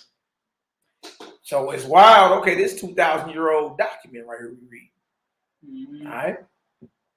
Now look at this. It says, now by coming into being, he evidently means that chaos came into being as having a beginning. It did not always exist without beginning. And Orpheus likens chaos to an egg, in which was the confused mixture of the primordial elements. You dig? The primordial or the original or the most ancient elements. The primordial. You heard the primordial man. Come out of the primordial waters. The primordial elements. Right. He's just saying the most ancient, the original, that's all they're saying, man. All right. Yeah, the oldest of old. The confused mixture of the primordial elements. This chaos, which Orpheus calls an egg, is taken for granted by Hesiod, having a beginning, produced from infinite matter, and originated in the following way. Origin of chaos. This matter of four kinds and endowed with life was an entire infinite abyss, so to speak, in eternal stream, born about without order, and forming every now and then countless but ineffectual combinations, which therefore it dissolved again from one of order, ripe indeed, but not able to be bound so as to generate a living creature. And once it chanced that this infinite seed, which was thus by its own nature driven about with a natural motion, flowed in an orderly manner from the same to the same, back on itself, like a whirlpool, mixing the substances in such a way that from each there flowed down the middle of the universe as in the funnel of a mold, precisely that which was most useful and suitable for the generation of a living creature. This was carried down by the all-carrying whirlpool, drew to itself the surrounding spirit, and having been so conceived that it was very fertile, formed a separate substance. For just as a bubble is usually formed in water, so everything round about contributed to the conception of this ball-like globe. Then there came forth the light after it had been conceived in itself and was borne upwards by the divine spirit which surrounded it. Perhaps the greatest thing ever born, a piece of workmanship, so to speak, having life in it which had been conceived from that entire infinite abyss, in shape like an egg, and as swift as a bird. This is Apion attempting to explain the wicked myths of the Greeks. Remember, Clement says the whole belief system of the Greeks is spawned by a demon. He came right out and said it in Homily 4. Oh, what do you mean? These are all allegory. Yeah. Right. Well, this is him trying to explain away in front of the crowd what he says Clement is misunderstanding about the myths of these so-called gods that we all know goes back to the fallen angels. You understand? And in times past, on the real, y'all, not that long ago, really were men that lived this earth. Yeah. That died and were deified into the ranking of these so-called deities. Some mighty. Yeah. Men of renown of old. And then you posted yesterday, the burial place of Zeus. I said, look at this. There goes Zeus right here. This nigga dead. You know what I mean? This heathen dead and buried and was deified to a god. Okay, so here go Apion explaining Chronos and Rhea. Now you must think of Chronos as time. Chronos, right? Chronicles. Wow, they think they slick, huh? Now you must think of Chronos as time, Chronos, and Rhea as the flowing Rheon of the watery substance. For the whole body of matter was born about for some time before it brought forth like an egg, the spirit-like all-embracing heaven, Uranus, which at first was full of productive marrow, so that it was able to produce out of itself elements and colors of all sorts, while from the one substance and the one color it produced all kinds of forms. For as a peacock's egg, he keeps talking about these eggs, man. As a peacock's egg seems to have only one color, while potentially it has in it all the colors of the animal that is to be. So this living egg conceived out of infinite matter, when set in motion by the underlying and ever-flowing matter, produces many different forms. For within the circumference, a certain living creature, which is both male and female, is formed by the skill of the indwelling spirit, indwelling divine spirit. This Orpheus calls Phanes, because when it appeared Phaneus, the universe shone forth from it with the luster of that most glorious of the elements, fire perfected in moisture. Nor is this incredible, since in glowworms, nature gives us to see a moist light. Phanes and Pluto. Derek, you finna say something. I'm just listening. It's okay, but I know it's just, you know what I'm saying? Just the stories unfolding. Yeah, him trying to explain away the wickedness. Right? Now, trip off this. This is all somebody got to ask. Well, if that's what's meant, why isn't that written down? Right. Mm-hmm. The way you explaining it, if that's what is meant by these so-called wicked stories, why what you were speaking wasn't written down? Right. Why we got to read about eating children? Why you got to read about old boy getting his rectum mishandled? Why we got to read about pedophilia and pederasty and adultery? Why we got to read about bestiality? Because a lot of them were appearing in the form of animals, laying with these women and conceiving these so-called men of renown. When I read was Uranus or whatever, it said he became the sky. So he wasn't already there. So he wasn't the sky from the beginning. When we read about them, they mistresses becoming the stars. Right. So there were no stars before that. Right. But the children they had with them being tortured in Tartarus or Hades. Yeah. Under what they call, well, they acknowledge that, but they call her Gaia. Yeah, Gaia. Yeah. Well, this will be like he explained it. My simple question would be, look, well, if that is what it is, why isn't it written down the way you explained it? Well, I mean, who hides righteousness with wicked stories? You know what I'm saying? Right. Obviously, the whole society mimics these gods. So you're saying the entire Roman and Greek society is not worthy to understand this hidden mystery? Obviously, they need it. Right? One of y'all want to read that? Phanes and Pluto. This egg then, which was the first substance, growing somewhat hot, was broken by the living creature within, and then there took shape and came forth something, such as Orpheus also speaks of, where he says, then the capacious egg was broken, and so by the mighty power of that which appeared, Phaneus, and came forth, the globe attained coherency and maintained order, while it itself took its seat, as it were, on the summit of heaven. There, ineffable mystery, diffusing light through endless ages. But the productive matter left inside the globe separated the substance of all things. For first, its lower part, just like dregs, sank downwards of its own weight.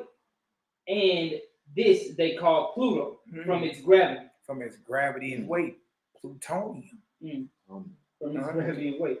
And great quantity of underlying matter, styling it the king of Hades and the dead. Wow, Pluto. The king of hell or Hades and the dead. All right. All these different gods, man. It's crazy.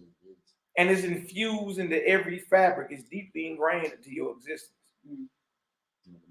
You understand? That's why I understand when brothers be like, when I first came in around 05, where everybody, niggas ain't want to say Monday, Tuesday. They like, man, look, but I understand that.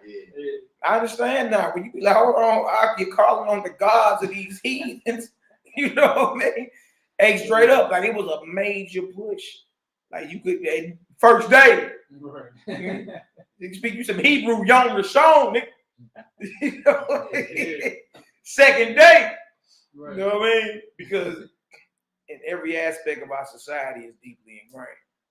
And I can see why brothers don't want to, you know what I mean, say January, February, March, you know, that makes sense to me. I understand, like I'm not, but see, my thing was, it was always a faction of brothers that be like, oh man, just say Tuesday. Oh man, you know, just blowing it off, but you ain't realizing you're calling on the name of these other gods. All right, understand? I mean, that's how they stay alive. That's how they receive power. You did, like through your acknowledgement of them. And you think about it, just for the sake of others that we keep doing. Yeah.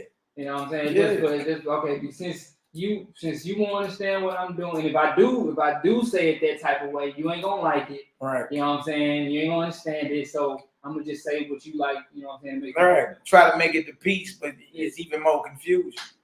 So I mean, I understand when brothers be like, nah, I don't want to say nothing.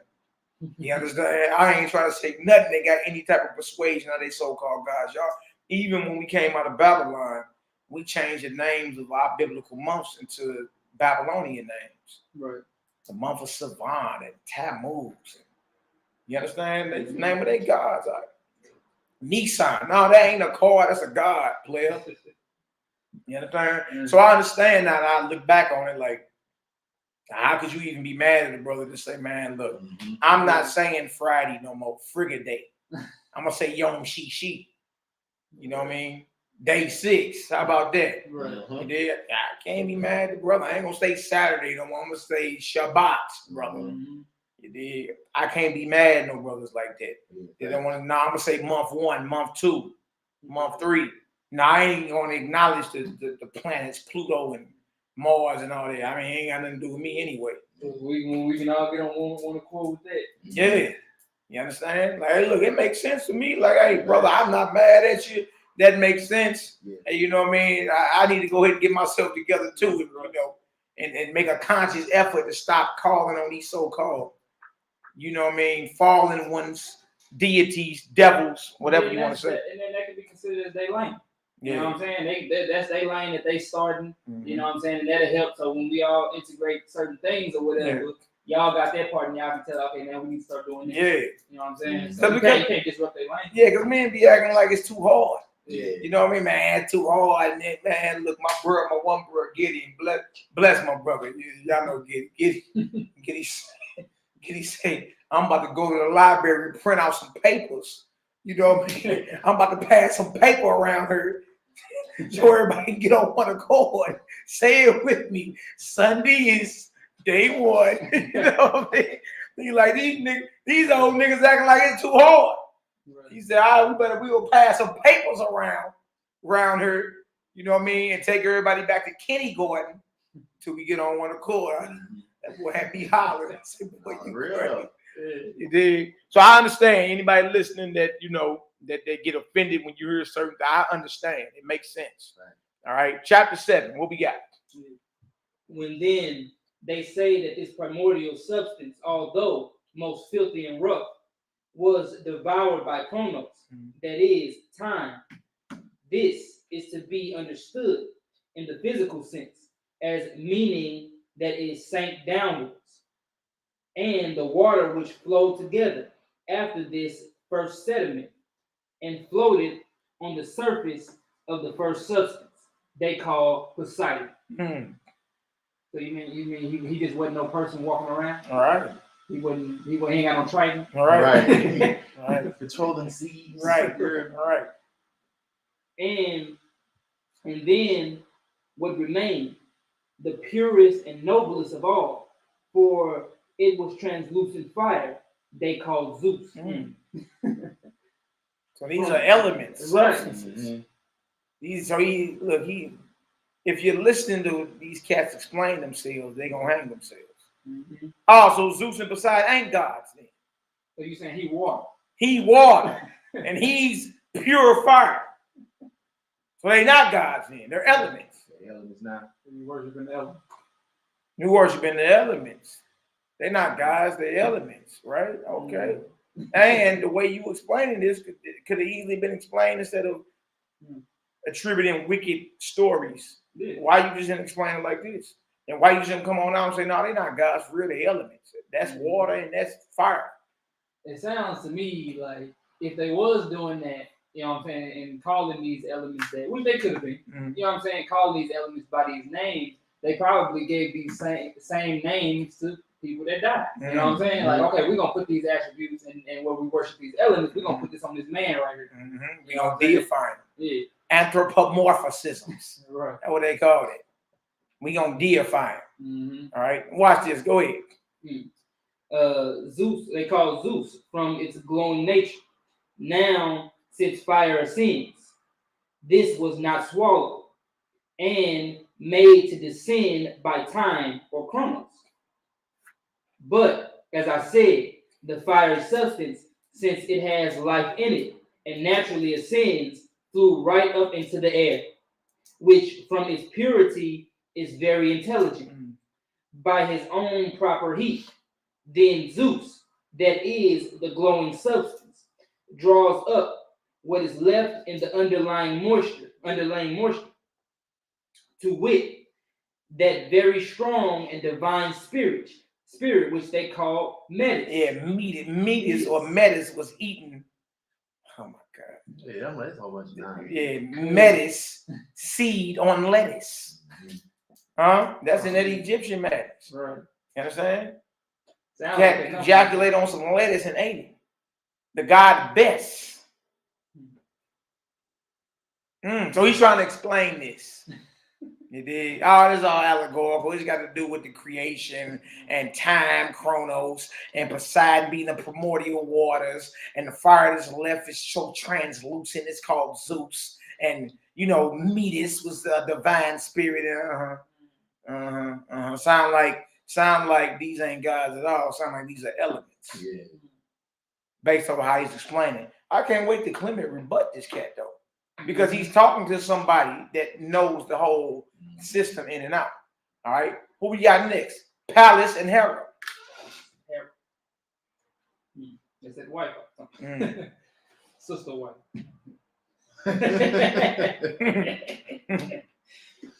And this, when it had reached the summit of the ether, was devoured by it, moisture being mixed with heat, so to say, and causing in it that ceaseless palpitation.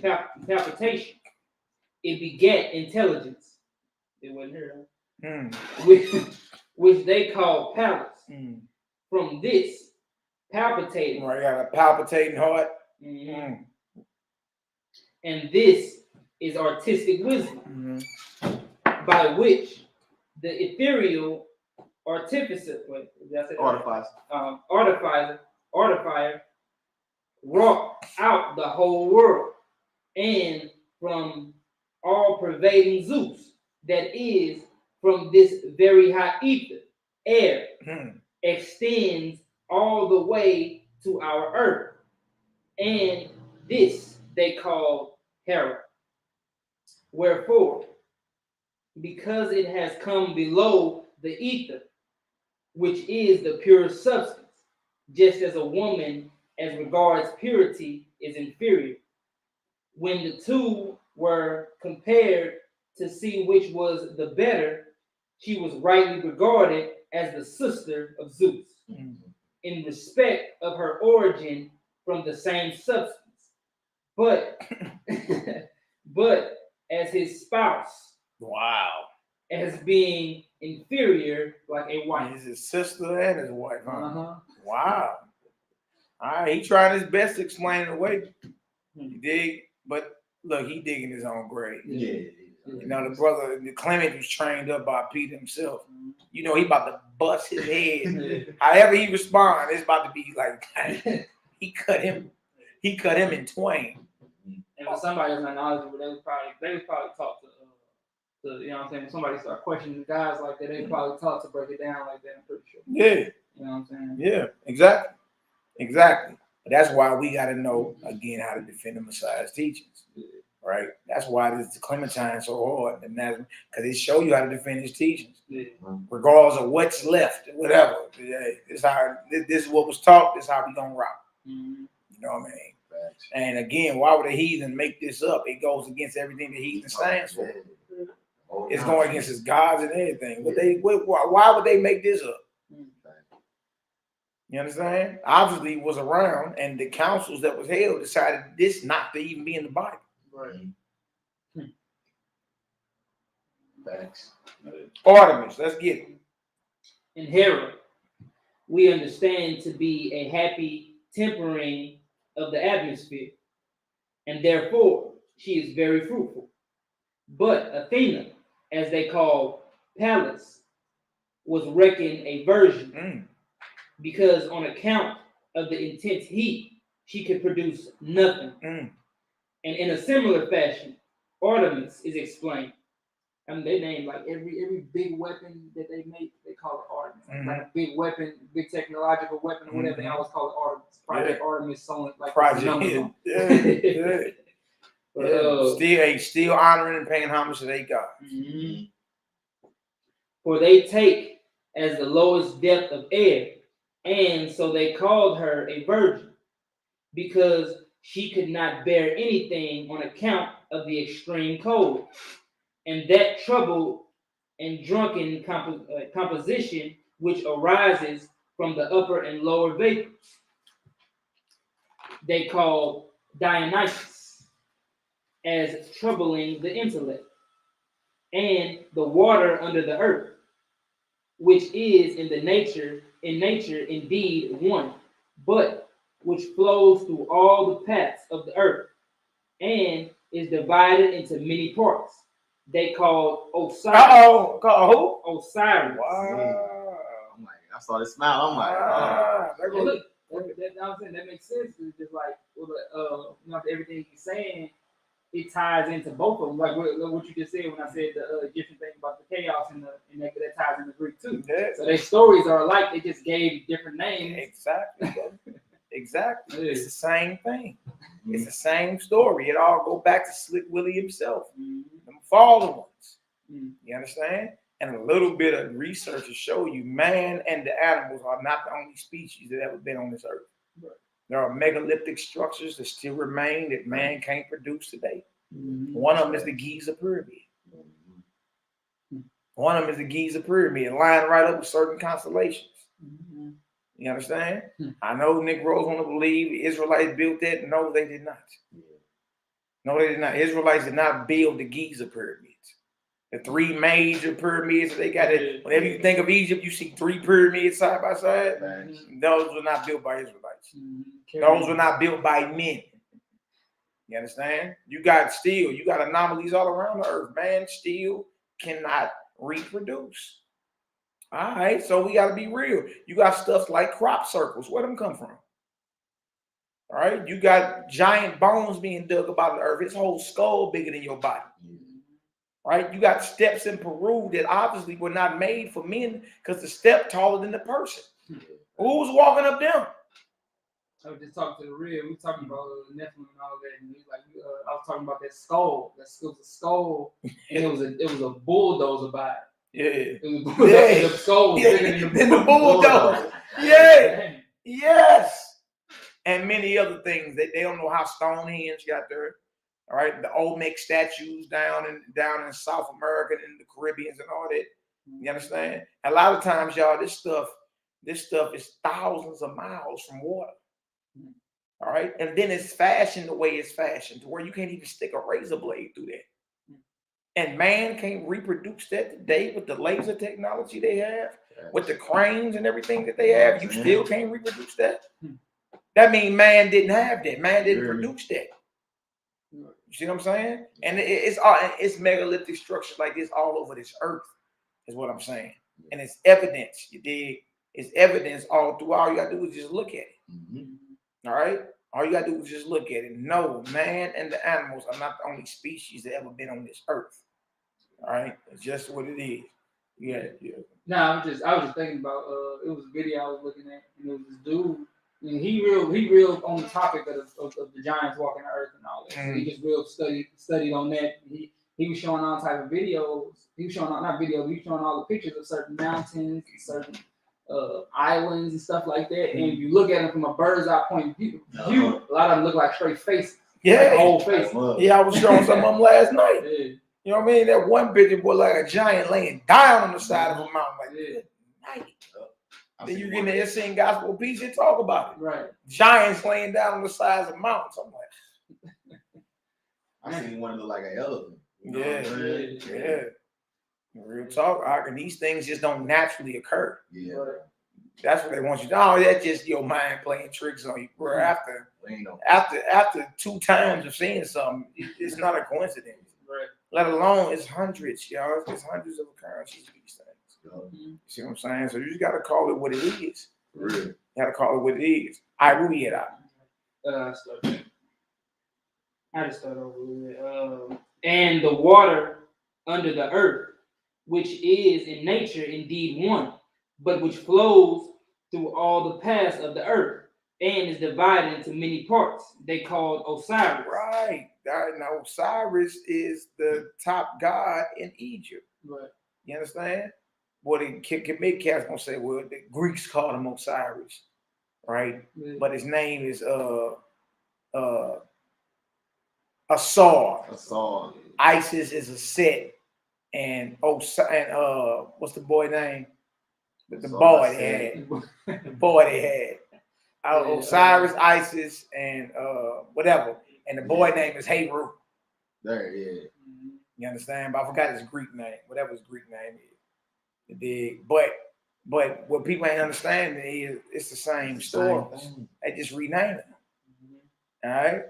Same stories. What else to say out? As being cut in pieces. And they understand Adonis as favorable seasons. Aphrodite as coition and generation. Demeter as the earth. Wow. Metrics, meters, Right. meter. Right. Majority of the earth is on metrics. Go ahead, Doc. The girl Persephone as seed. I went to school with a girl named Persephone. That's crazy. Wow. Yeah, back in middle school, named Persephone. As seeds. Go ahead. And Dionysus, some understand as divine. Okay, chapter 10. All such stories are allegorical. Okay. Come on, let's get it. And I must ask you to think of all such stories as embodying some such allegory. Look on Apollo as the wandering son, Peripollon, a son of Zeus, who was also called Mithras, as completing the period of a year. Wow, not Mithras, right? They got altars to Mithras beneath most of them Roman churches in Rome. Upstairs, they claim they worshiping the Virgin Mary and her son. Go downstairs in the basement. Altars to Mithras. Yeah, the whole Roman pantheon. All that was just changed to the Vatican Church. That's all it was. The whole invention of Christianity and all that. It's mass paganism. Right. All right, go ahead, Doc. And these said transformations of all pervading Zeus must be regarded as the numerous changes of the seasons. While his numberless wives, you must understand to be years or generations. For the power which proceeds from the ether and passes through the air unites with all the years and generations in turn, and continually varies them, and so produces or destroys the crops. And ripe fruits are called his children, and barrenness of some seasons being referred to unlawful unions. Look at this. So, you know what I'm saying? It's all allegory. And look, if you're not careful while you're in battle, you'll be like, oh, okay, dang. I was looking at that wrong. No, the hell you would. You read what you read about that. Right. They gotta explain why they got these wicked stories. For real though. You understand? Describing their gods. All right. Now look at this, chapter 11. Clement says, "What? I've heard all this before." Right, because he was raised in it. Now watch this. Go ahead. While Apion was allegorizing in this way, I became plunged in thought and seemed not to be following what he was saying.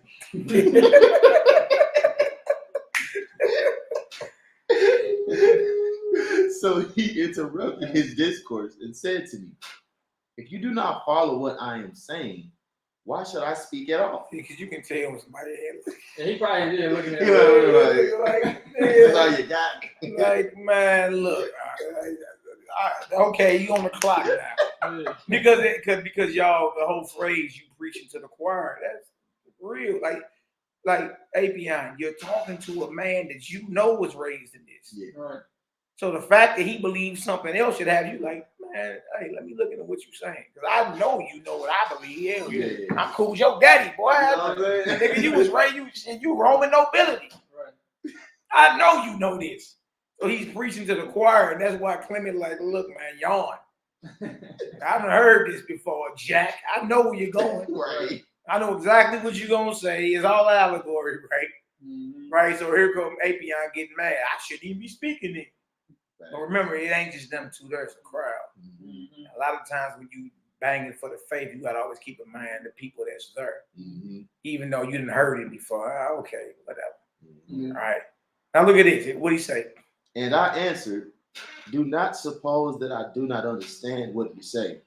I understand it thoroughly, and that the more that this is not the first time that I have heard it, and that you may know that I am not ignorant of these things, I shall epitomize what you say, what you have said, and supply in their order, as I've heard them from others, the allegorical interpretations of those stories you have omitted."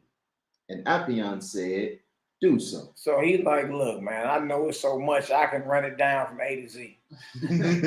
I know exactly what this is. This ain't the first time I've heard this, man. All right. So these arguments sound familiar, like Yeah. you know what I'm saying? I'm like, bro, this the same style we yeah, be going through and seeing. same thing. Top of page 122, Clementine Homilies. All right, the epitome of Apion's explanation. All right, so Clement about to sum it all up. All right, go ahead. And I answered, "I shall not at present speak particularly of that living egg, which was conceived by a happy combination out of infinite matter, and from which, when it was broken, the masculine-feminine things leaped forth, and some say.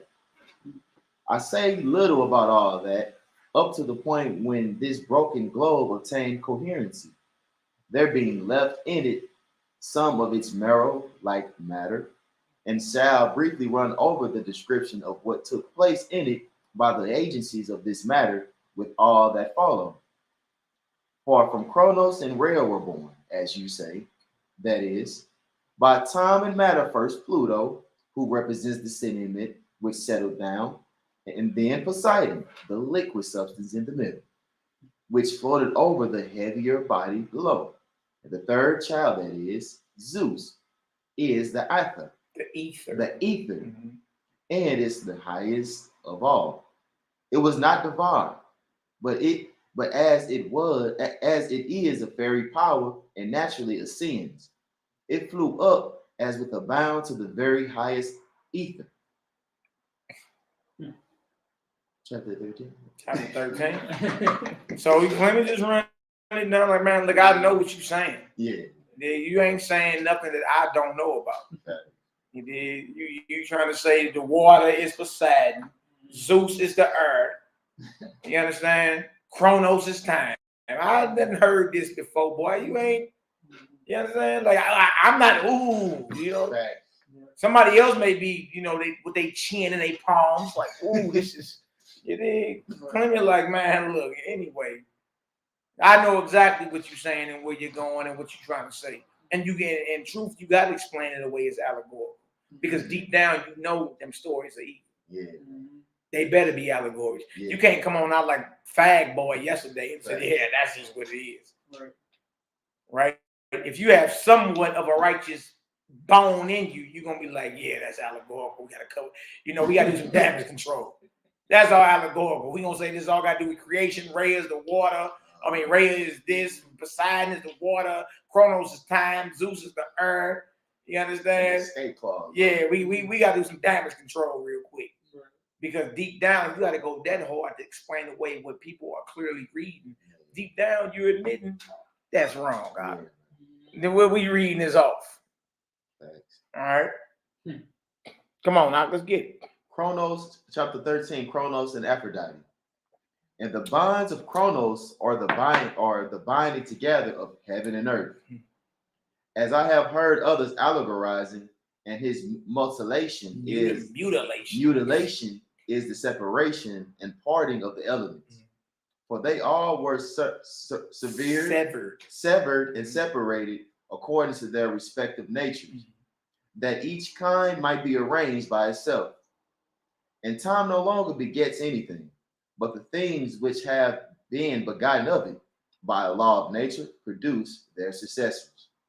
And the Aphrodite who emerged from the sea is the fruitful substance which arises out of moisture, with which the warm spirit mixing causes the sexual desire and perfects the beauty of the world.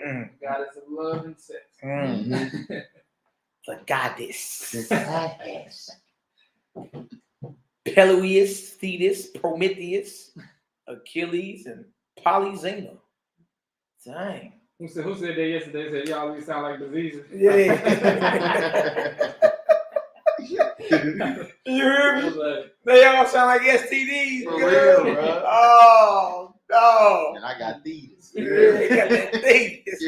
Got that Peleus. That Haley. Oh, nah, well, you got that package. Girl. You heard me? Hey. The whole thing. You got all the little gods of people. Say, For real. go ahead, huh? And the marriage banquet at which Zeus held the feast on the occasion of the marriage of the Nereid Thetis and the beautiful Peleus has in it this allegory, that you may know, Apion, that you are not the only one from whom I have heard this sort of thing. The banquet then is the world, and the 12 are these heavenly props of the fates called the zodiac. Oh. Uh-oh. No. Let me read that part again. Oh. The banquet then is the fate, is the world, and the 12 are these heavenly props of the fates called the zodiac. Prometheus is foresight, Promethea, by which all things arose. Peleus is clay, Pelos, namely, that which was collected from the earth and mixed with Nereus, or water, to produce man. And from the mixing of the two, water and earth, the first offspring was not begotten, but fashioned complete, and called Achilles. Wow. Because he never put his lips chally to the breast. Still in the bloom of life, he is slain by an arrow while desiring to have Polyxena, that is, something other than the truth, and foreign zine to it. Death stealing on him through a wound in his foot. Yeah, the Achilles heel, that's where you get that saying from. Everybody know that.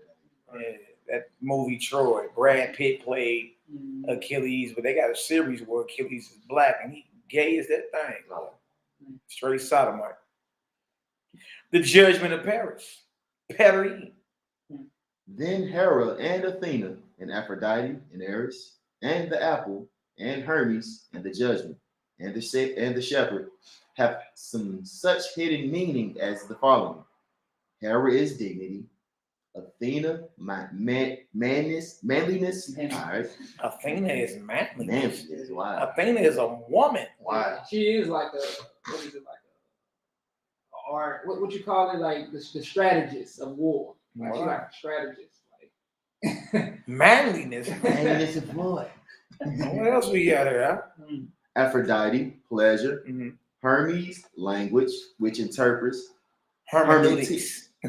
I'm just saying, like, it's crazy. Hermes is language. Hermeneutics. Hermeticals. Hermeticals thoughts. The shepherd perished, unseasoned and brutish passion.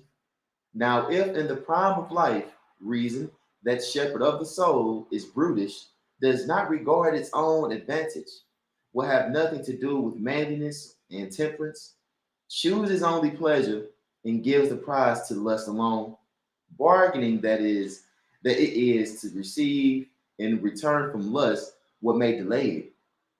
He who thus judges incorrectly will choose pleasure to his own destruction and that of his friends. That's the Trip off that.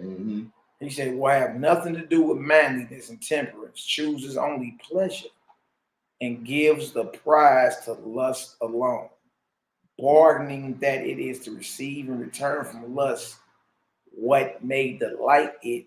He who thus judges incorrectly will choose pleasure to his own destruction and that of his friends.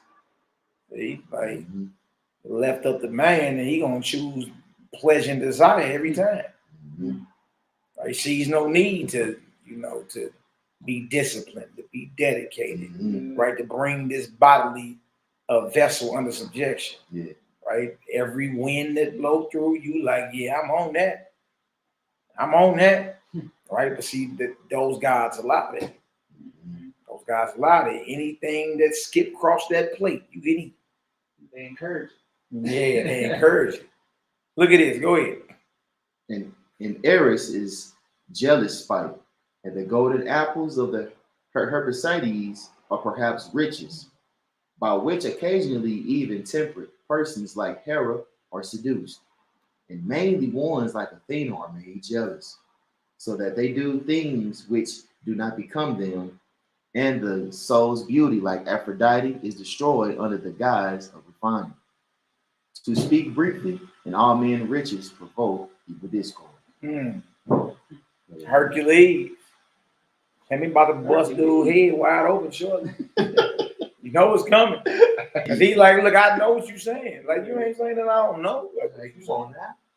I know this. All right, go ahead.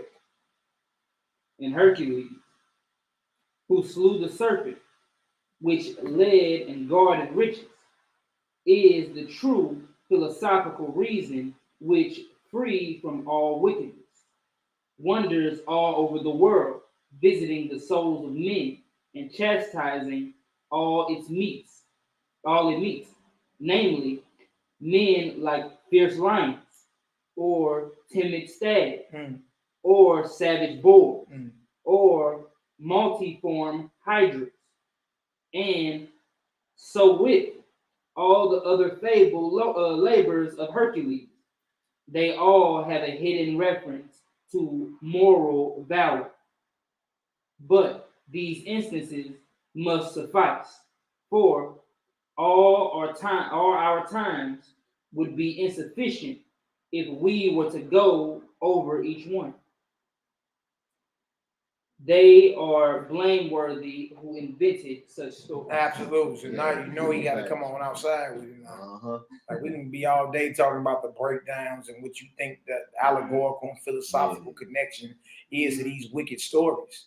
But whoever invented these stories are the ones to blame. All right, go ahead, Doc. Now, since these things can be clearly, profitably, and without prejudice to piety set forth in an open and straightforward manner, I wonder, you call those men sensible and wise who conceal them under crooked riddles. Under crooked riddles. There it is. How are these men sensible and wise? Right? If what you're saying is true, if all this got to do with creation and the separation of elements and time and all that, then how are the men who wrote these stories sensible and wise? Thanks. These are crooked riddles. And they are the ones to blame for how society reacts. Because the majority of society outside of you, Apion, believe this about their gods. So who's to blame? Whoever concocted the story then. Since you claiming it's all an allegory, well, whoever it is, who wrote it then? Right. Right? We need to put them to death. We need to bring them up into the judgment seats then. Because the stories that they concocted got society acting just like these so-called gods. What else you say, Al? And overlaid them with filthy stories, and thus, as if impelled by an evil spirit, deceive almost all men. Yeah, inspired, impelled by an evil spirit to do that. Think about it. If all of this is as simple as you just said, Apion, it could have been written down like that then. Right. It could have simply been written down as easy as you were speaking it. It could have been a scribe right over there writing down everything you said. You see that? So whoever wrote it, it ain't even of their own imagination. An evil spirit. That's why he said the whole invention of this Greek religion and what they worship is the invention of a wicked thing. That's what he said back in Homily 4. That's why. Because whoever wrote these stories down was inspired by an evil spirit to do so. Now that makes more sense. It does. Other than, only those that were initiated into, our way of life can really understand what these really mean. Meanwhile, the majority of your society is lewd and nude. You see? Right. It's real simple. That's why I like it, because with the Nazarene understanding, bro, you can debunk anybody with common sense. Facts. That's common sense right there. He just destroyed his whole rundown with common sense. Well, if that's what you're saying, whoever concocted them crooked riddles and them wicked stories are the ones to blame.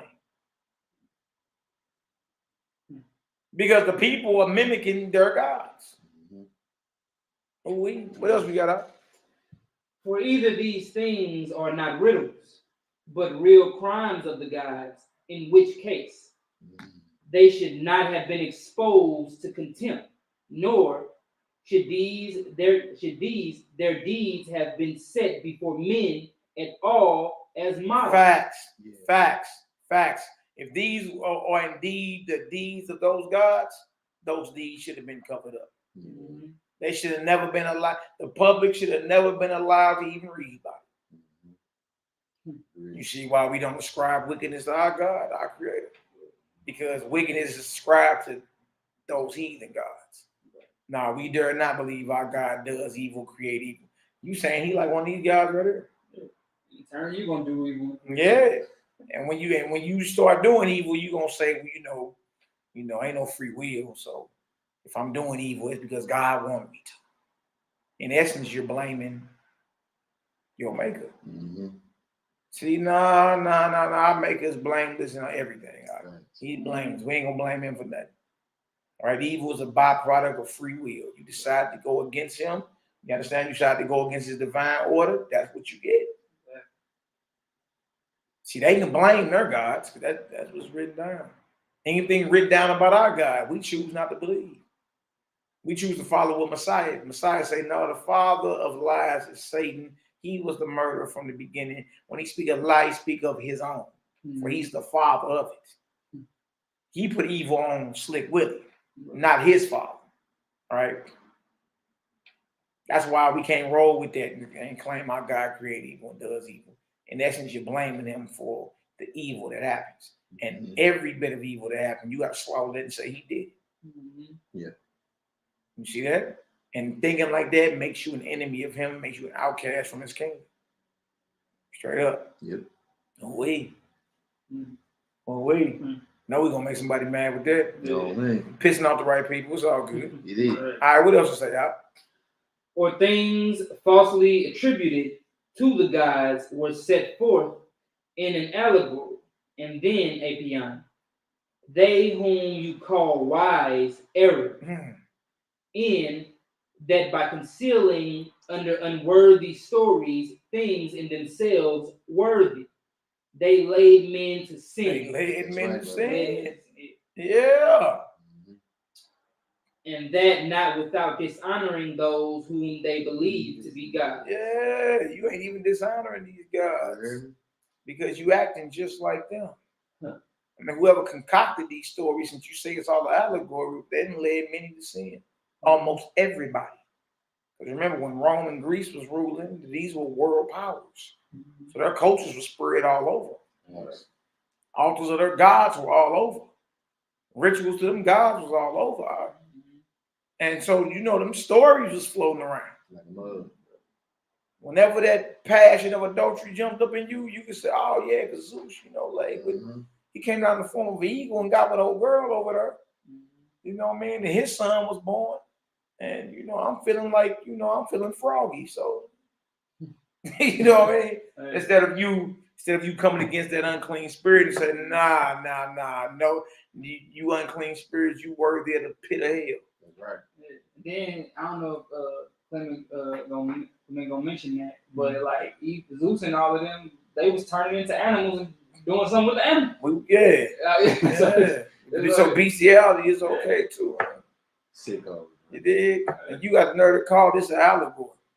All right, and y'all, the same battle strategy applies with the Kemet cats, because that's what we run into in this community of ours. We run into Kemet. We don't really run into no cats that be on that Greek mythos, except for the Negroes unwittingly that's in them fraternities and sororities.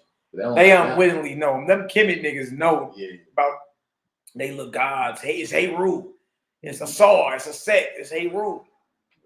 It ain't Osiris, Isis, and whatever his name is. You know what I mean? It's Heru and it's this and it's all right. What about the story about Sepulveda? You know, what's his name? Heru, and how he got molested by his uncle Set. Mm-hmm. And fellas on his head. That was into it. Damaged his record. What about old Leafy? What about old Seedy Lettuce Bess? Huh? Straight up. They're gonna say, well, these are allegory. But whoever the hell wrote them damn stories is responsible for the wickedness and the homosexuality and the perversion in ancient Egypt, and for anybody that hold on to that doctrine. Yes, why would you mask righteous actions with wicked stories? The masses are gonna copy that. Yep. Real simple. You dismantle the whole conversation that quick. That quick. That common sense kicked in. And his whole point is to get Clement to come back. Right? Yeah. So then it's like, if you say all of that, then it's like I would say, so after you tell me all of that, let's say I didn't know. You know what I'm saying? After you tell me all that, now you telling me I should come back and I should worship water and fire and you know what I'm saying? Right, because I know these ain't God. That Poseidon and that's Zeus. Yeah. That's what I should do. You know, and look, it don't make sense. He actually told him himself, digging his own grave. Yeah. That's why the class is the folly and sin, or the sin and folly of the heathen guy. It's foolishness. It's utter and complete foolishness. And it's wickedness. Man, you straight walk this out, bro. Me and Uriel was straight talking about. I'm like, bro, I got a class on the Nephilim, you know what I'm saying? I need to get help that on that. And then boom, I'm like, there we go. That's Ruach. Dude, started the class out with the video. Yep. That little Asian cat broke it down too. Yeah, I was all like, hey, that's what's up. Dang, that's a banker. Hey, go ahead. Hey, salute. Bring it on out. out. I'm like, hey, I ain't mad at you. That's some heat. I ain't mad at you, Tucker Chin. Oh, Tucker Chin. I ain't mad at you. Bring it on out, player. All right. So the same. Chapter 18, Homily 6. What we got? Wherefore, do not suppose that they were wise men, but rather evil spirits, who could cover honorable actions with wicked stories, in order that they who wish to imitate their betters may emulate these deeds of so-called gods, which yesterday in my discourse I spoke so freely of, namely their parasites, their murders of their children, their incest of all kinds, their shamelessness, adulteries, and countless impurities. Page 125, Clementine Homilies. Oh, wait, bro. I see why these was kept out the scripture. Yeah. This is going against what they're trying to implement directly. Yeah. Absolutely, yeah. Absolutely. The most impious of them are those who wish these stories to be believed, in order that they may not be ashamed when they do the like. Exactly. Impious mean wicked. The most wicked of them are those who wish these stories to be true. Right? That way, when you act like that, you understand, you could say, you know, I'm free of all charges, because after all, the gods act like that. They would never punish. Why should I be punished? See? That's how you know what we believe is the truth. Because our Elohim, our mighty one, requires a high level of discipline, high level of you bringing this so-called flesh into subjection, prolonged periods of fasting, prolonged periods of prayer and self-reflection, building your inner man, right? Having a one-on-one relationship with his essence, his ruach. Right. You understand? Totally against sex outside of covenant, outside of marriage. How totally against it. You understand? You wonder why. Look at what the flip side is. You can be lewd and nude. Do whatever you want to do. Do whatever the hell you want to do. But deep down, you know that's wrong. Something wrong with that. That's what I was just going to say. Is like once you get into this and really get into what the Most High want, even if you don't like it, you can't never say it's wrong. Right. But no matter what, like with all these other guys and stuff like that, okay, it might be some things you like because you like and you lust after, so you agree with. Yeah. But it's some things that you feel is wrong. Yeah. And if there's anything that you feel in your heart is wrong, how do you honor that guy? Right. You know what I'm saying? You saying this guy is doing something wrong in your heart. Yeah. Right. Because you wouldn't do. Because you wouldn't do that. Yeah. Ain't no way in the world you do. Man, I'm not doing that. Did you crazy? Yeah, man, did you crazy? Exactly. Exactly, yeah. Exactly. So he said the most wicked of them are those who wish these stories to be believed or true, in order that they may not be ashamed when they do the like. They can overcome that shameful spirit. Right. But you need that shameful spirit there to check you when you know you're doing what's wrong. Yep. You understand? You need that. So, if they had been disposed to act reverently, they ought, as I said a little ago, even if the gods really did the things which are sung of them, to have veiled their indecencies under more seemly stories. Clement, like, look, you should have reversed what you did. You should have hid wickedness by right stories, seemly stories. Right? If you want to veil or cover up something, cover up wickedness. Exactly. You don't cover up righteousness with wicked stories. Everybody gonna imitate that. Common sense. Yeah. No, you should have, genius. You should have veiled up the wicked stories. Right. You feel me? With righteous stories, and then society would have been mimicking the righteousness. All right. Oh, okay. Well, evil communications corrupt good manners. Right. Remember, he flipped it around and said, "Well, good communications correct evil manners." Common sense. That's right. Common sense. Good communications correct evil manners. Dang. Oh, Clement, trained up by Peter, who was trained by Messiah himself, huh? You heard me? Dang. It's common sense when you get done talking, bro. What we know is common, or what we'll say, Holy Spirit infused. That's what it is. Right. You dig? Because just dealing with, and look, they ain't got no books in front of them. Clement is dismantling this cat just off the top of the dome. Because the Spirit of the Almighty is with him. That's right. And he was trained by a man who had the fiery tongues put on him. A man that got Simon Magus running. Simon Magus running from spot to spot, trying to get ahead of Peter. He did. Around her preaching the standing man doctrine. Got everybody thinking he Messiah. Peter confound him everywhere he goes, shutting him down. And now he got his hitters with him, Clement and them.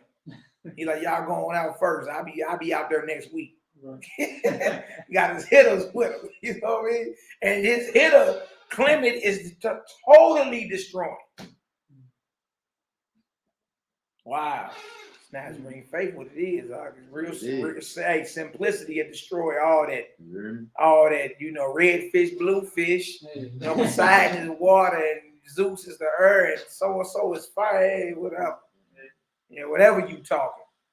You understand? And that lustful gay spirit is just in the air, man. That's just what they push.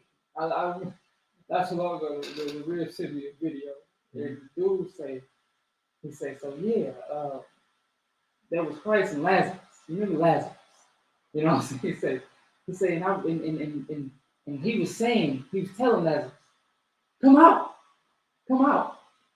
You know where you're going with that, right? So yeah, I'm just like, oh man, going on. It's just like, you know what I'm saying? But like, and that's what it comes down to. It's just like lust and just, you know what I'm saying, bigotry. Yeah, and everything is over sexualized. Yeah. Like, bro, you can't watch nothing on TV without it's some type of sex scene. Everything is over sexualized. Mm-hmm. And that's what the adversary did. He took what the Most High created for reproduction and reversed it. And reversed it. You think it's cool to be a nympho. Yeah. You know what I mean? You think it's cool to be an old Negro that doteth. That's what the Bible says. An old adulterer that doteth. You think that's cool, bro? Look, you make yourself an enemy of the Most High acting like this. Them some little Greek things. Yeah. Nymphs. Yeah, nymphs. Little lusters. Little lusters. Little nymphs. Little nymphs running around her. Yeah. And then everything's over sexualized and all that. And you see why, you know, the brothers, a lot of kept themselves, you know.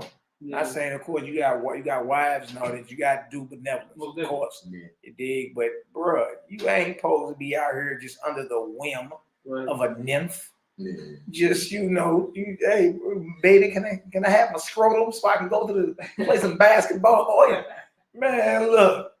You understand? Like, you're supposed to be out here fulfilling and doing the work that the Spirit of the Most High has called you to do. Mm-hmm. Right?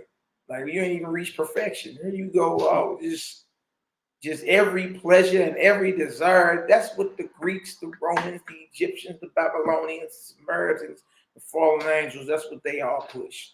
Mm-hmm. You know, your eye desire that, do it. Have at it. All right? This right here is there's a higher calling. We sons of the Most High. We have a divine birthright. But you ain't going to get that being under the bondage of this flesh. You understand? You got to rise above that. You got to rise above that and live like that. You see what I'm saying? Now watch this. Go ahead. And not on the contrary, as you say they did, when the deeds of the gods were honorable, clothed them in wicked and indecent forms, which, even when interpreted, can only be understood by much labor. Right. Go ahead. And when they were understood by some, they indeed got, for their much toil, the privilege of not being deceived, which they might have had without the toil, while they who were deceived were utterly ruined. Yeah. Go ahead. Those, however, who trace the allegories to a more honorable source, I do not object to. As, for instance, those who explain one allegory by saying that it was wisdom which sprang from the head of Zeus.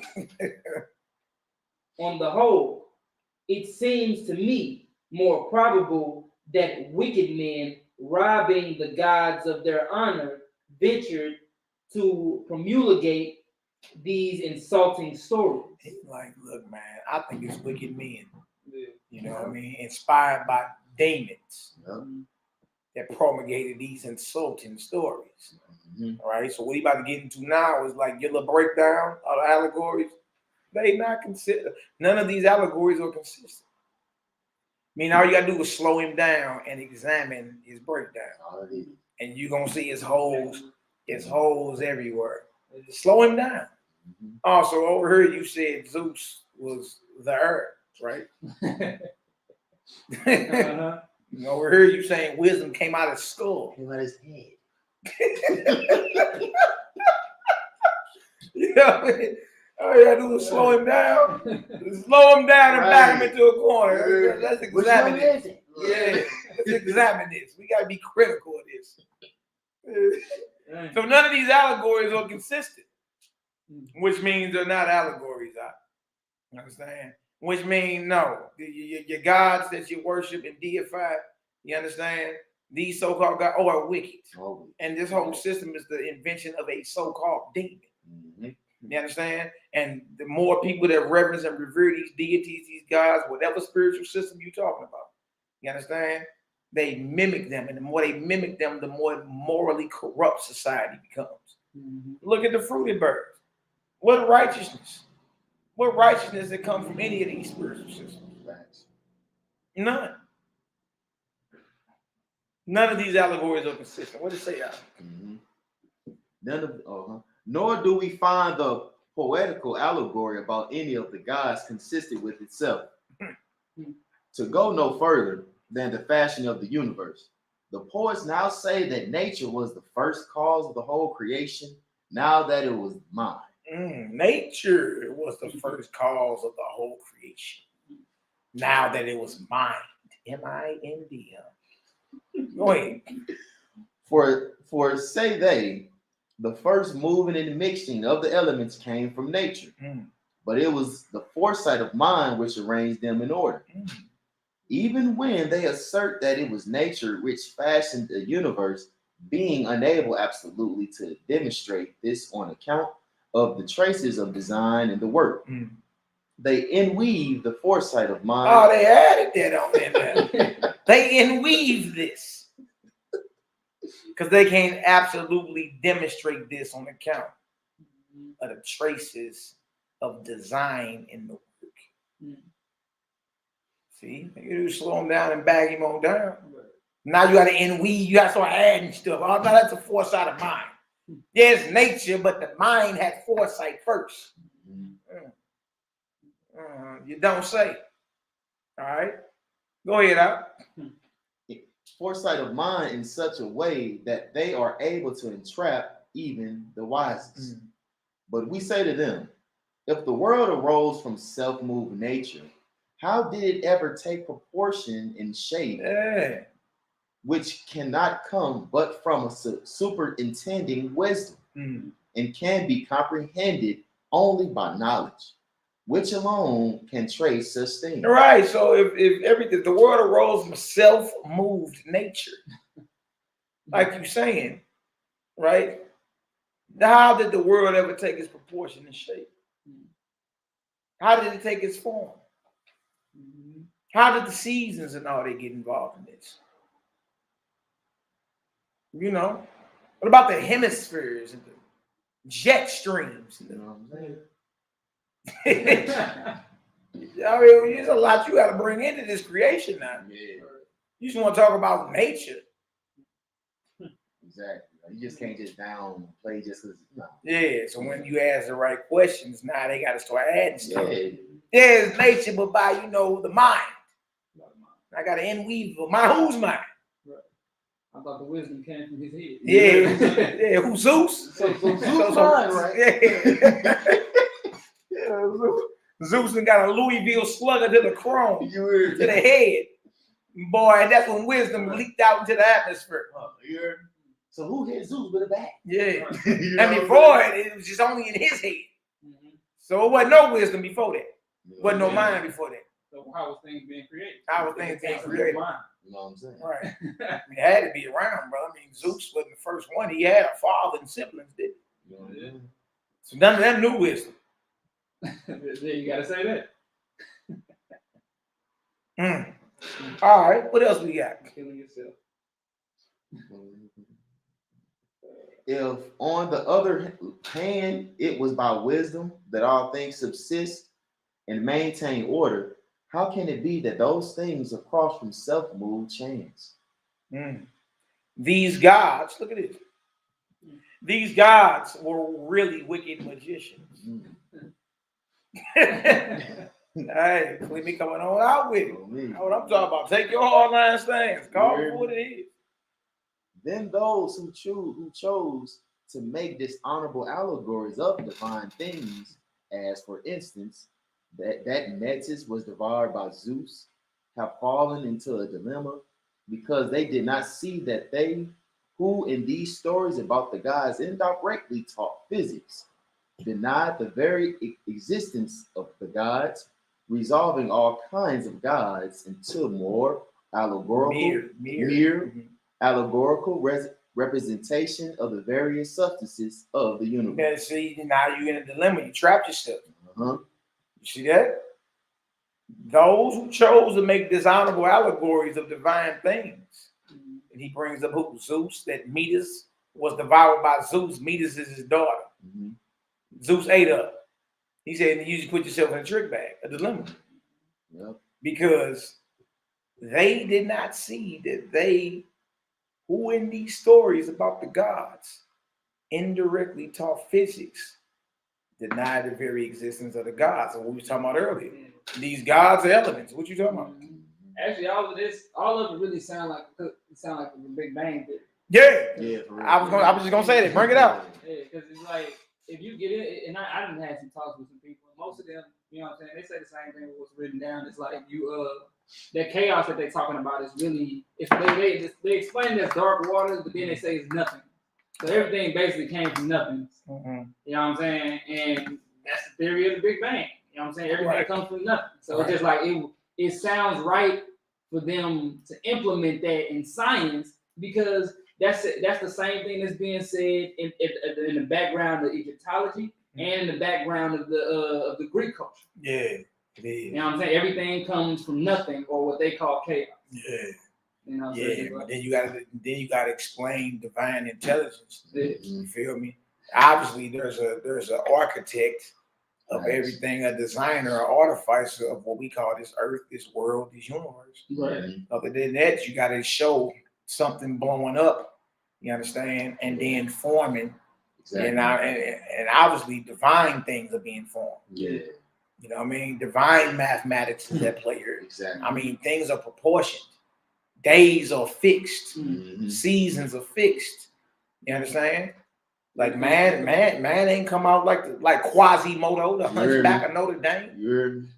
You know what I mean? Like, you got to bring a lot of this stuff into play. Like, hold on now. You understand?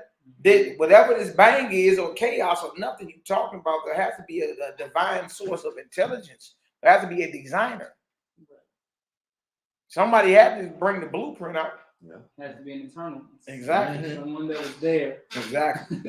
Superintending knowledge. Right. So he's saying, look, you put yourself in a trick bag when you're trying to say, you know, with these honorable allegories, saying that Metis was eaten by Zeus, you don't fall into a dilemma, right? Because you're denying the existence of the gods by throwing this allegory and saying, oh, it's allegorical.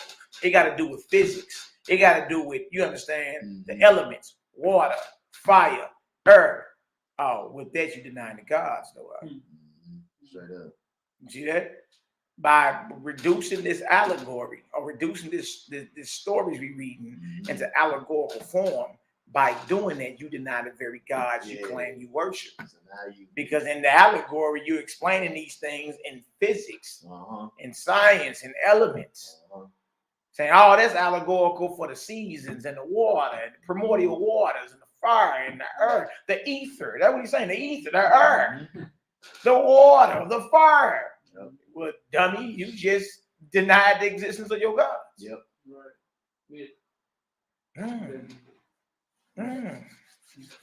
Anthropomorphism, something. All right, what else we got? And so it is more likely that the gods these persons celebrate were some sort of wicked magicians. Yeah, they were men. Go ahead. Who were in reality wicked men. Exactly. Go ahead. But by magic assumed different shapes, committed adultery, and took away life.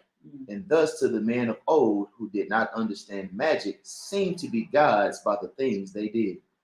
And the bodies and tombs of these men are to be seen in many times. Man, all them little guys they talk about buried around this earth. They were men who were deified, who were heavy into the black arts and black magic, So they were, the dark side. You understand? It was into the spiritual realm, but on the wrong side. Incantation, spells. You dig? Once they die, they become deified. You know what though? Like even in the Egyptian, I forget which so-called god it was, but one of them in the actual story, it says he was a pharaoh first. Yeah, I forgot his name. Yeah, but it said so. It's like if you see that so he was a man. He's a man. He's buried. Yeah. so now he a man, he water now. Yeah. It's a headache to me. Yeah. It's confusion. But that's what it is. These are just men they done deified that were in league with these fallen ones. You know, and the fallen ones are spirits out in league with them fallen ones. You understand? Learn incantation, spells, and all that. And that's it. These men became deified, right? After their death. It tell you that in the Apocrypha. It tell you that in the Apocrypha. Right. You get to the wisdom of Solomon. All right. It was like, hey, this man, after his death, was taken as a god, but before was just a man. We think they just stopped at Christ, huh? Yeah, no, that ain't talking about, man. That ain't just talking about Cesare Borgias. All these little gods who went through that. These was wicked men who had the knowledge of the black arts, the dark arts, magic, and all that. And once they were dead, men deified. Assigned them places in the heavens. Oh, that's the constellation. That's the star that. Wrote different folklores about him. Wasn't lying. That man was an adulterer. He was wicked. Right.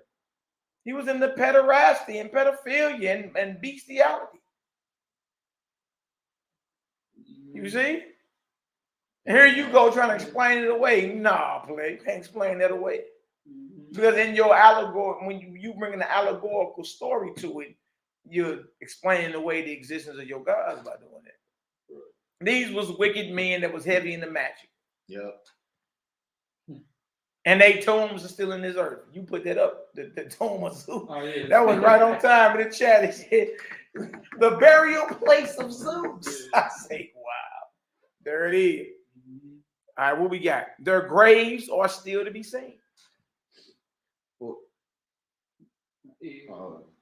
For instance, as I have mentioned already, in the Caucasian mountains, there is shown the tomb of a certain Kronos. Look, in the Caucasian mountains. Because you know it's the Caucasus. You hear me? The Caucasus. They call them the Caucasian mountains. Okay. That's where Kronos buried at, y'all. Kronos is buried in the Caucasus Mountains. What else? A man and a fierce monarch who slew his children. That's what happened. So when you got the myth that he ate his children, you know, that man slew his children. He was a monarch, a king. Go ahead. And the son of this man called Zeus became worse than his father.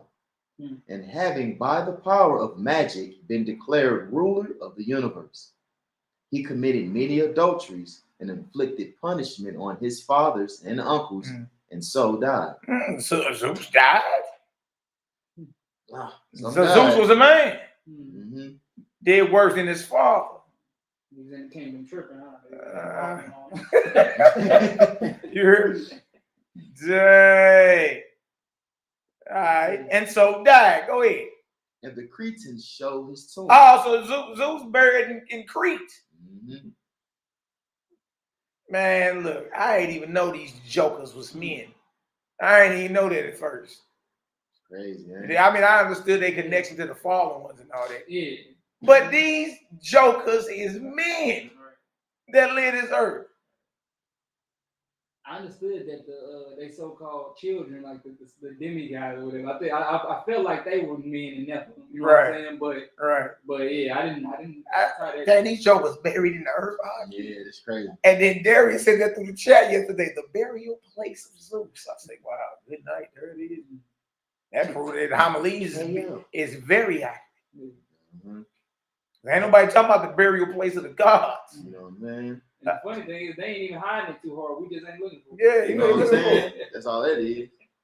Dang, son. All right, so the Cretans show its tomb. What else we got? And in Mesopotamia, there lied buried a certain Helios at a tier. That's where you get helium from. The element helium. Helios is another man who was deified as a god. Is buried in Mesopotamia. What else we got? And a certain Selene at Carhae. Is that it? Carhae? I guess so, yeah. All right. A certain Hermes, a man lies buried in Egypt. Oh, wow. Probably one of them pyramids. Yeah. They buried a Greek god in Egypt. That's how we know it's the same system. Old Greek buried in Kemet. Hotep, brother. All right, go ahead. Ares in Thrace. In Thrace, wow. Go ahead.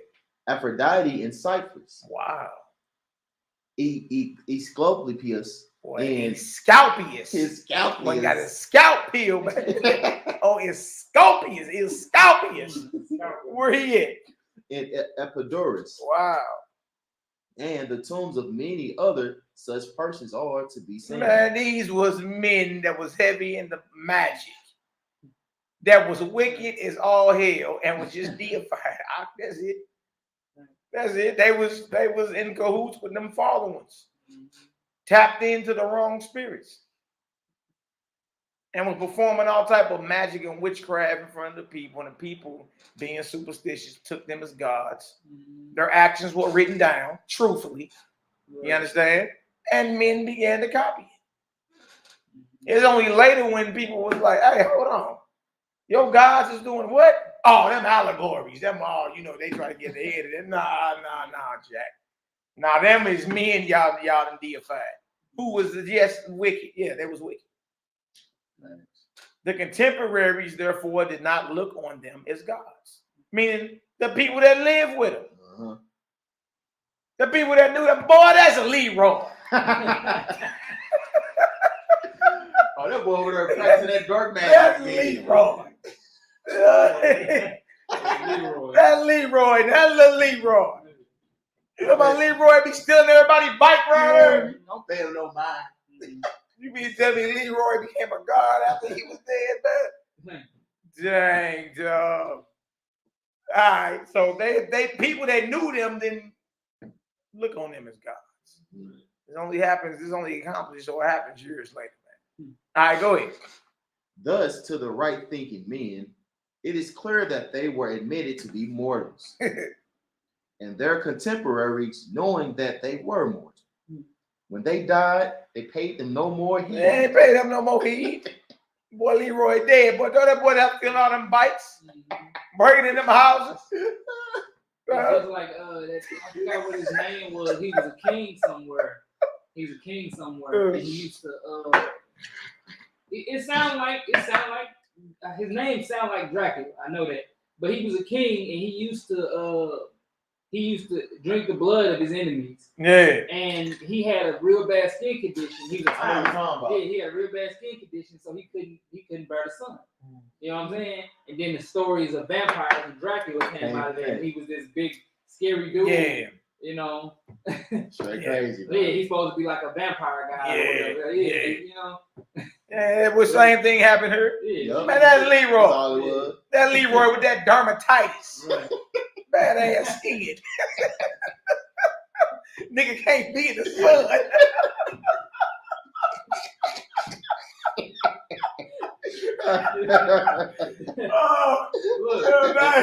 Now he's Dracula.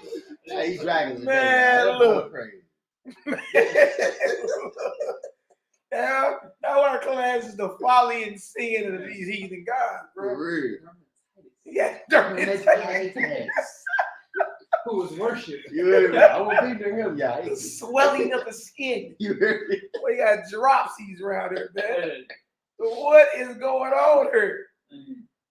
Vlad the Impaler. That was his name. Vlad the Impaler. Man. Crazy, man. And all right, come on, bro. When they died, paid them no more heed. And it was length of time which clothed them with the glory of gods. Nor need you wonder that they who lived in the times of Asclepius and Hercules were deceived. Yeah, absolutely. Or the contemporaries of Dionysus, or any other of the men of that time, when even Hector and Ilium and Achilles and the islands of Luz are worshipped by the inhabitants of those places, and the Opportunes worship Patroclus, and the Rhodians Alexander of Macedonia. Ah, who's Alexander of Macedonia? Mm-hmm. Alexander the Greek, The son Greek. of Philip of Macedonia. See, he became worshipped after he God after he died. After he died. Deified. Deified after he died. Mm-hmm. The Egyptians pay divine honors to a man. Look at this. Well, it's gonna hurt a whole bunch of kids. The comedians. That's gonna hurt their feelings, here, boy. Yeah, like I said, that's the funny thing though. They talk about, but it's glossed over. Mm-hmm. It's glossed over. He was a king. Then he was killed, and then God. Yeah. Took his place in the. He graduated. Yeah. Took his place amongst the stars. Damn. The Giza pyramid point toward him. Wow. Everybody wanted to come start today. You know Wow. what I'm saying? What we got? Moreover, among the Egyptians, even the present day, a man is worshipped as a god before his death.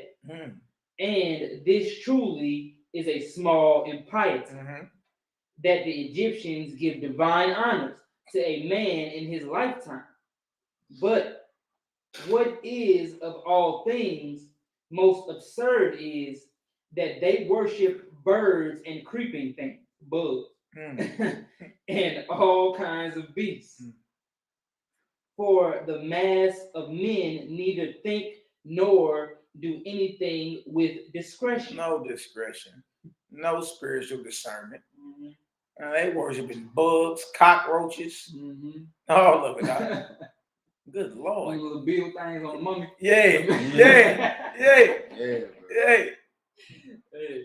But look, I pray you at what is most disgraceful of all.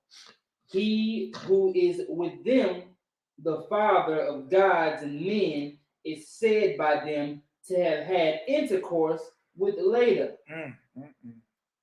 And many of them set up in public a painting of this, writing above it the name Zeus, to punish this insult.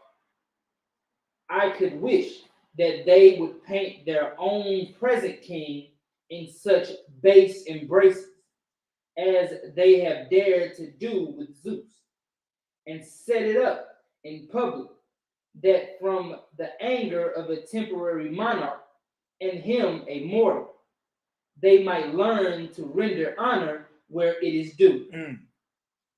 This I say to you, not as myself already knowing the true God, but I am happy to say that even if I do not know who is God, I think I at least know clearly what God is. Straight up. The God ain't that. Whatever you Greeks and Romans is doing, he ain't that. Right. I know that much. Coming from Hey, Clement. that's real. Clement, right? So chapter 24 says, what is not the Almighty? And first, then the four original elements cannot be God. Flat out. Just come on out and say it. Because they have a cause.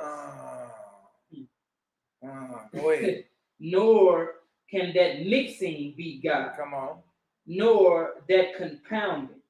Nor that generating. Nor that globe which surrounds the visible universe. Nor the dregs which flow together in Hades.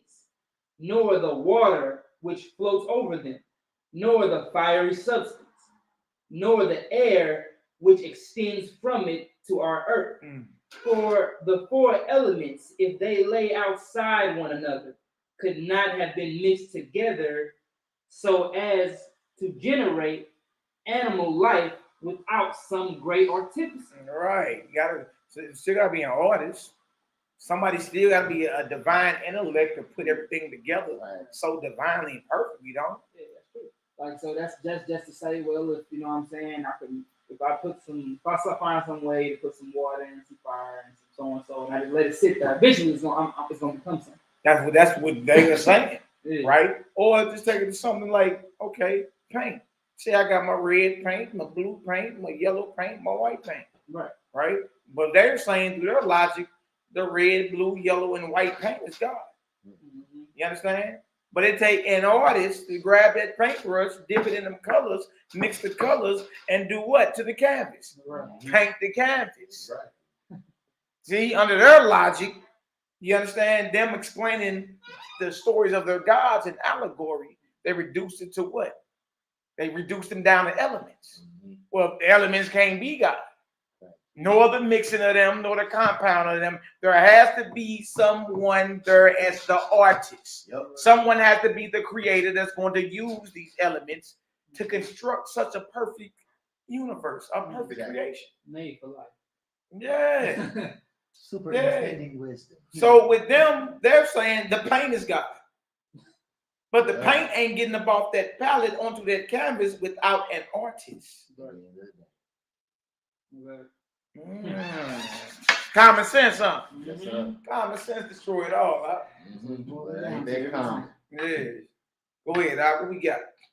If they have always been united, even in this case, they are fitted together by an artistic mind to what is requisite for the limbs and parts of animals, that they may be able to preserve their respective proportions, may have a clearly defined shape, and that all the inward parts may attain the fitting coherence. In the same way, also the positions suitable for each are determined, and that very beautifully by the artificer mind. To be brief, in all other things which a living creature must have, this great being of the world is in no respect one. Flat out. Facts. Right. Yeah. Right. That's confusion at its finest. They didn't mess around and, describe their gods in allegorical form and reduce them to elements. You feel me? And the uniting of elements. And he like, look, you just hung yourself.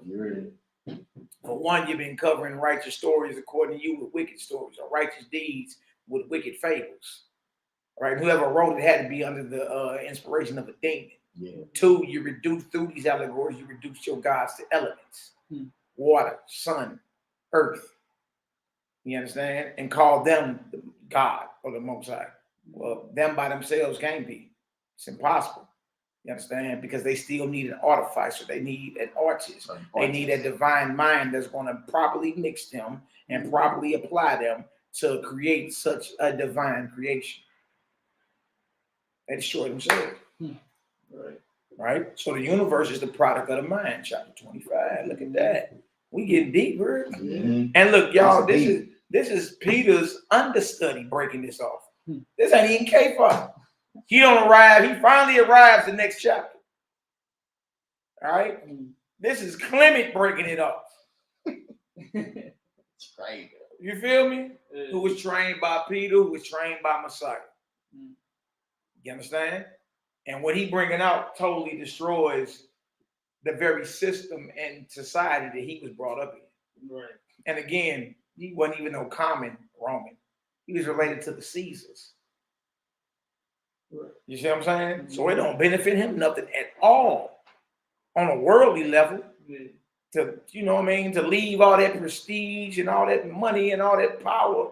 So I'm following this poor, righteous teacher whose master was crucified under one of our Roman governors in Palestine decades ago. He has the words of living life. You understand? I'm about to follow him for years and watch him debate, chronicle his writings, send what he teaches back to Yaakov, James the Just, so it all can be documented. Right? Now you know it ain't no lie. Because what he got a lie for? What is written down destroys the very society he's from. Yes, sir. So he does. So what? How is this? This can't be a lie then. You know what I'm saying? It destroys the very Roman belief that he was brought up in. It even destroys it today. Yeah. Yeah. So look, now you can look it up. Yeah, exactly. Yeah. Look up the same information. Yeah. I mean, you realize that the whole Roman pantheon ain't nothing but the Greek pantheons coming back from Egypt and the fallen angels. When you realize all the Colosseums and all that was converted into the Roman Catholic Church, the Vatican. You know what I mean? And all they gods became the quote unquote saints. Right. All Saints Day. It's mass paganism. But the Clementine who was related to the Caesars, his teachings, which come from Peter, which come from Messiah, destroy all that. So why you think it ain't in the Bible then? It goes against the Roman agenda. Even not the eating of the flesh, he go hard against that. Hard body against it. Like, man, you ain't supposed to be chewing on that. So the universe is the product of the mind. Look at this. Thus, we are shut up to the supposition that there is an unbegotten artificer. Right, unbegotten artist, meaning he has no beginning. Another way to say the Almighty. Right? All of us been begotten. Yes, sir. Meaning there's a Father that begot us. Right? The Most High is unbegotten. There's an unbegotten artist. Clement is saying, of creation, of the universe. Go ahead. I think that's why people, these heathens, be making up stuff like, because they can't really explain it, but they be making up stuff like paradoxes. You know what I'm saying? Which is another thing they can't explain, but it's just like it's just something to throw out there. Like, yeah, you just came up with a saying that can't be explained. So this person did this, but he went back in time to do this, to do this. You know what I'm saying? Just like more confusion. Yeah, that's all it is. Yeah. It's not an answer, it's just more confusion stacked on top of confusion. Right. What else you say, huh? Or I'm sorry. I say, thus are we shut up.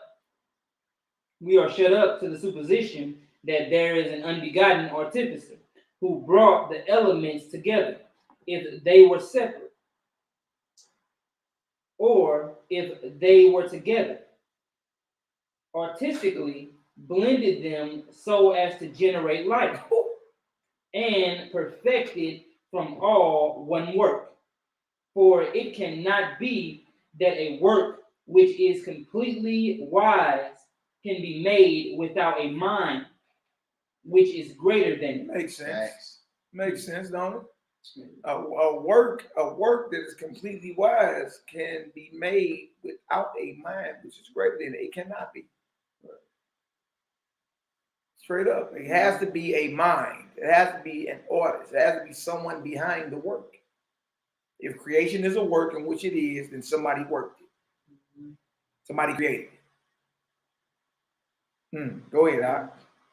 Nor will it do to say that love is the artificer of all things, or desire, or power, or any such thing. All these are liable to change and transient in their very nature. Yeah, power, emotion, desire. All these are emotions. And emotions come and go, don't they? Yeah. All right. All those change. Our power don't change. All right, go ahead. Nor can that be God, which is moved by another. Flat out. Go ahead. Much less what is altered by time and nature, and can be annihilated. Can't be of God, or can't be him. Yeah, all you guys dying and all that. Yeah, moved by another. It's altered by time and nature. It can be annihilated. Can't be the Almighty then. Shut him on down. Now here comes K-Fop, Peter, right? Look at this.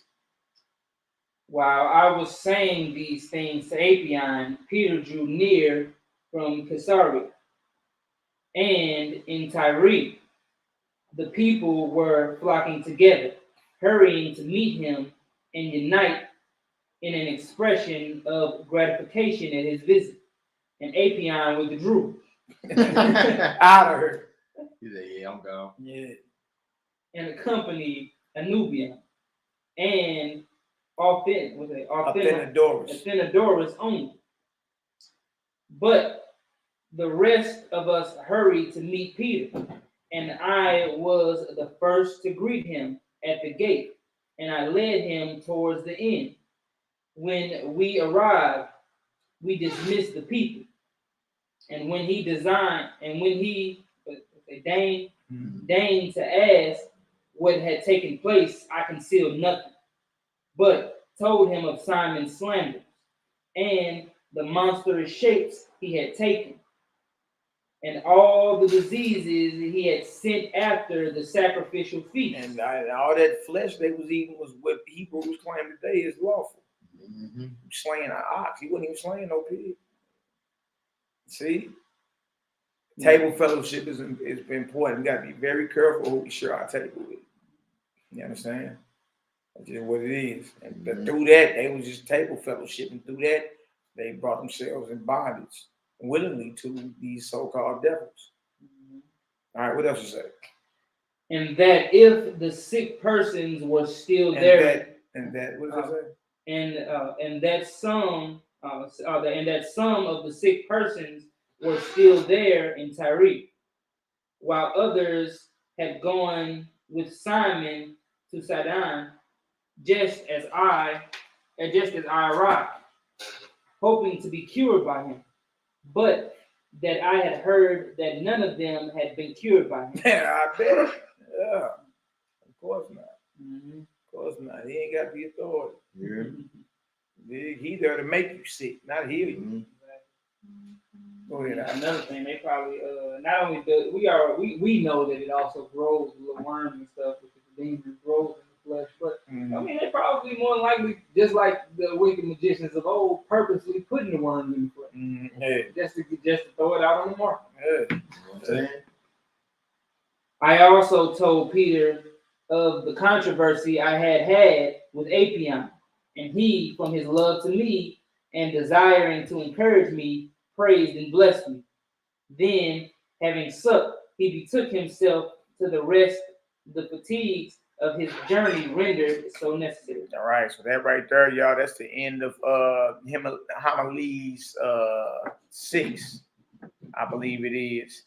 We're probably getting to 7. I think we got into 7 not that long ago, though. The reason for Simon's power, I think we had 7, 8, 9. He did, but we, ain't nothing to go back over it. And he gonna go into the golden rule. Yeah, we've been over this. Yeah. You know what I mean? And how these idols, what Simon did right here, he had sacrificed an ox. See? Yeah, right? Sacrifices, all of them. All right, so we'll get into it because you never can go over it enough. You did. All right, so our praises, we're gonna go ahead and pray on. Now, what y'all think though, brothers? Man, look. Fusion in this thing. It is, man. A lot of madness, a lot of confusion. You dig? Very fallen angels. I like how common sense destroys it all. Yeah, most definitely. All you gotta do is just common sense out. They can go all over they want with them fancy words and allegories and all that. Yawn. When you done talking, you just buried yourself. You got a lot of explaining to do. You feel me? Especially on that Egyptology topic. Man, that's man. And they agree. This saying they all like compared together too, like basically the same. It's matched differently. Yeah. Oh yeah, that's like that's easy work. And then you can find all them stories about them Egyptians, boy. All them gay stories of Horus and Set and all that. Boy, let me see something. Y'all got me amped real quick. I'm like, it's as simple as typing in homosexual. And then they got the kings buried, and they showed us where they buried it. I'm like, oh, okay. Yeah. The Greek gods. Yeah, the Greek gods wore men. The Egyptian gods, Horus, and Set. That was his name. I couldn't figure out his name. Set. Yeah, Horus. Yeah. Yeah. This deal say the LGBT Egyptian gods, the advocate. Right. Horus verse Seth, homosexuality, hippos, and familial violence. Good night. The secret gay history of ancient Egypt. Like, no shit, Wow. Dang, Dang, dog. And it said that like right after, and I actually never even read it. It said that right after I was talking about, I'm like they story tell of a pharaoh becoming a god, Yeah. or being a god before he even died. You know what I'm saying? They tell of that. Then Clement hit. Yeah. He said the same thing. Yeah. He ain't mentioned the name, but you know what I'm saying. He said the same thing. They stories say it. So you worshiping a man. Straight up. Boy, it's crazy. Straight up, man. Utter madness. Yeah. Further proof, you know what we talking about is real. You understand? We all just mad differently. That's crazy. That's all it is. Dang. They got a straight dark magicians in this mother. Right. That's crazy. I'm like, and then it's like other people following it, and then it's like the mass, they're showing that to the public. Oh yeah, that's some wicked dudes, boy. Yeah, man. Let's go. We can look at some of this. It's an article from 2019. Show y'all some of this, man. Yeah. Further proof that the homilies is true. All right. Further proof. We ain't playing no game. You don't play no game no more. You hear me? You get the bush your head if you. All right. All right. Let me go ahead and put this article in the chat so y'all can have it. We ain't camera shy. We always transparent. Show y'all that though. All right. So somebody said a minute ago today should buy the Tuesday. I don't claim to be the all wise, brother. Right. I don't know. It depends on what calendar you're going off of.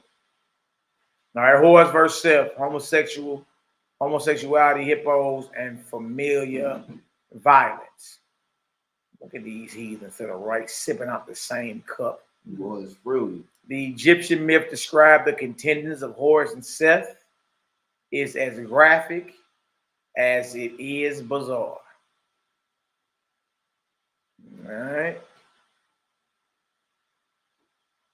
All right, Osiris ruled as Pharaoh of Egypt with his sister wife. Wow, Isis. Bringing peace and prosperity to the land.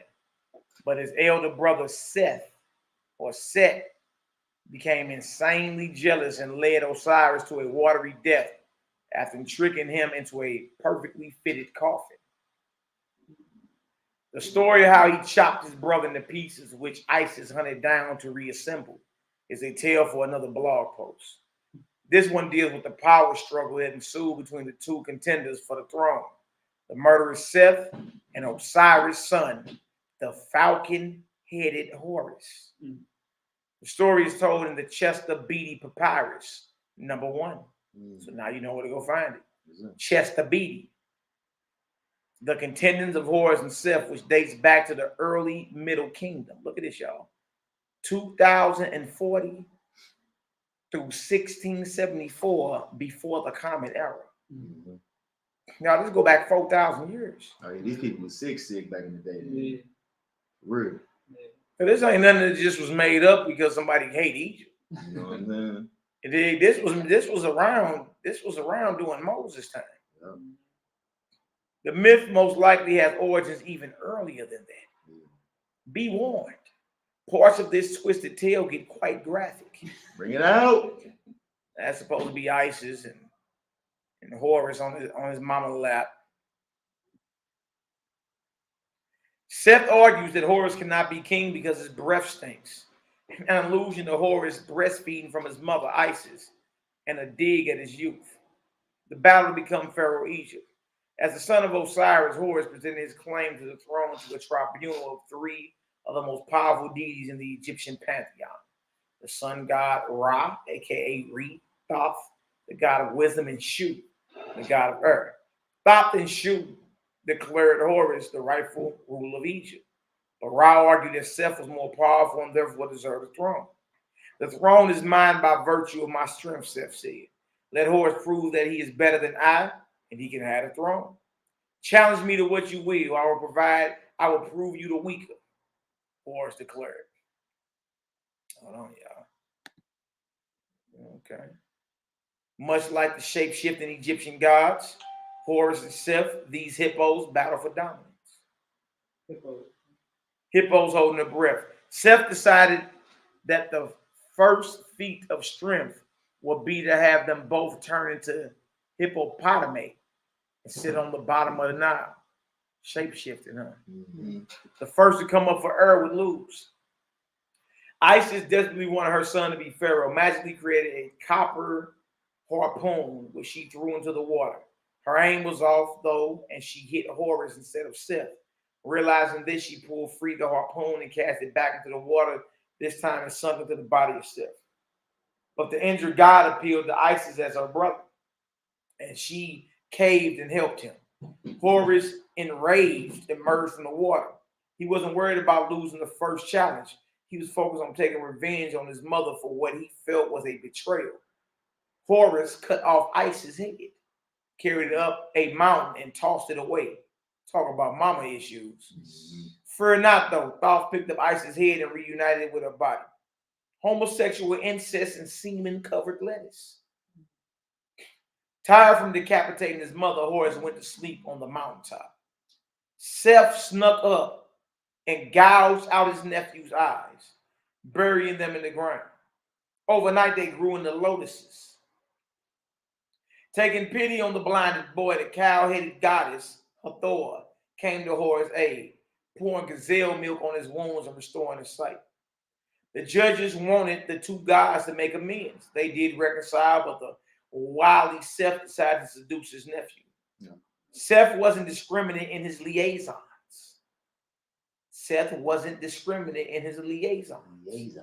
In the world of ancient Egypt, there wasn't any real conception of homosexuality. What mattered was who was the top, the one who was doing the penetrating. Oh. As that proved dominance over the other person. Man, this is beyond evil. This at the bottom says Seth really liked salad. Only that wasn't ranch dressing on it. You know where that term came from? Got a salad tossed. Mm-hmm. Now afterwards, at the evening time, bed was prepared for them and they both lay down. But during the night, Seth caused his phallus to become stiff and inserted it between Horus' thighs. Then Horus placed his hands between his thighs and received Seth's semen. Horus went to tell his mother Isis, "Help me, Isis, my mother, come and see what Seth has done to me." And he opened his hands and let her see Seth's semen. She let out a loud shriek, seized the copper knife, cut off his hand that were equivalent. Then she fetched some fragrant ointment and applied it to Horus' phallus. She caused it to become stiff and inserted it into a pot, and he caused his semen to flow down into it. So to sum this up, Seth intended to humiliate his nephew by being intimate him up the rectum. But Horus secretly caught Seth's semen in his hands. When young Horus showed his mother Isis what had happened, she cut off her son's hands, aroused him, jerked him off into a jar. Not quite a Disney movie. And y'all, and so on. These gods, whether we talking about Greece, Rome, Egypt, whatever, y'all, it's all evil. It's all wickedness. And you know what the cat that's in the Egypt gonna tell you today? That was just an allegory. Woo. That really don't mean that. That got to do with the elements, the ether. That really don't mean that. That got to do with the water and the fire. That really is all an allegory, YAH'KI. It's all about physiology. Only the initiated can understand the mysteries of those stories. I reply, why would you hide a veil of righteousness with wicked fables? Because guess what? The people who worship those gods imitate what they read and hear. You don't get no wickedness from my mystery, even though you don't understand it. Right. You know what I'm saying? Right? Right? You know? Right? So look, man, all praise and glory now to the Most High. All praise. Glad my brothers came on through today. Y'all Yes, already sir. know. All right, the wickedness and folly of the heathen gods. All right, part 1, 2, and 3 with homily 4, 5, got all the way through 6. All right, and again, y'all, them homilies. Let me see yours real quick, brother. All right, for y'all that ain't got the Clementine Homilies, y'all go get that.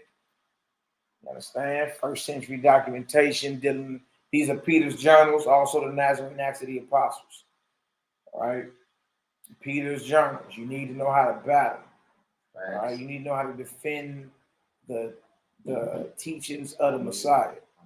All right, we need that. No matter what contradictions or what tampering is going on out there, the Messiah still left blueprint on how to defend his teachings. So I personally believe that Clementine, all of it, the Nazarene Act, I believe all that's curriculum. All right, like when you read, how much was this on Amazon for you? It was like probably like $20. Yeah, it's a few dollars, man. It ain't much. A very great investment. Extremely. All right. So get these and and the other things we talking about. And check on in. Classes in session. All praise and glory now to the Most High. All praise. Praise. All good. We gotta just pray on out though. Let's get it done. Yeah, man. That Egyptian stuff, bro. You dig? $24. Huh? $24. Clementine Homilies are $24 on Amazon, y'all. Paperback. Pretty sure that the whole copy is serious business. Yeah, that'd be almost $1,000. All right. So let's get it done, man. Let's pray on out. All praise and glory now to the Most High.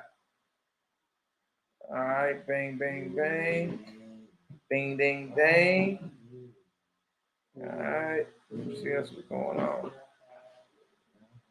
All right, let's get her done, y'all. Every night. Oh, man. All praise and glory now to the Almighty. Yeah, the Clementine go hard, man. Yeah. It really does. Go hard. Get some understanding.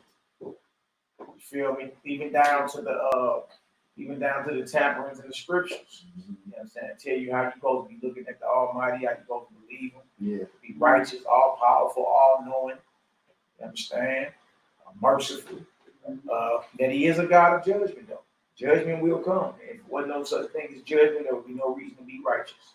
I told you, Shaw, one day, the revelation I had got, like I'm praying. This is just something I had got a little bit, and I was like, what if praying on your knees is just like that's more like supplication, like you asking for something, and you know what I'm saying, and you're trying to get something, like you're trying to humble yourself. And then I was reading another time where he was like, stand. He said, put your hands up and stand as the trunk of a tree. You know what I'm saying? Like, and put your hands out like it's branches. You know what I'm saying? And that's when you give me praise. And it was just like, so, I kind of put those two things together. Hey, man, look. Hey, knowledge is definitely increasing. More and more revelation.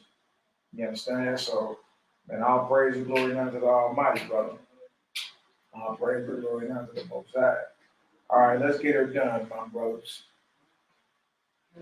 All right. Heavenly Father, Yahweh El Elyon, we come to you in the name, power, and authority of Yahushua HaMashiach, Yahushua HaNazarene. We summon and call for Ruach HaKodesh, your fiery Holy Spirit, to touch every mind, body, and spirit that is present, and that he give every one of us a personal encounter to do his will.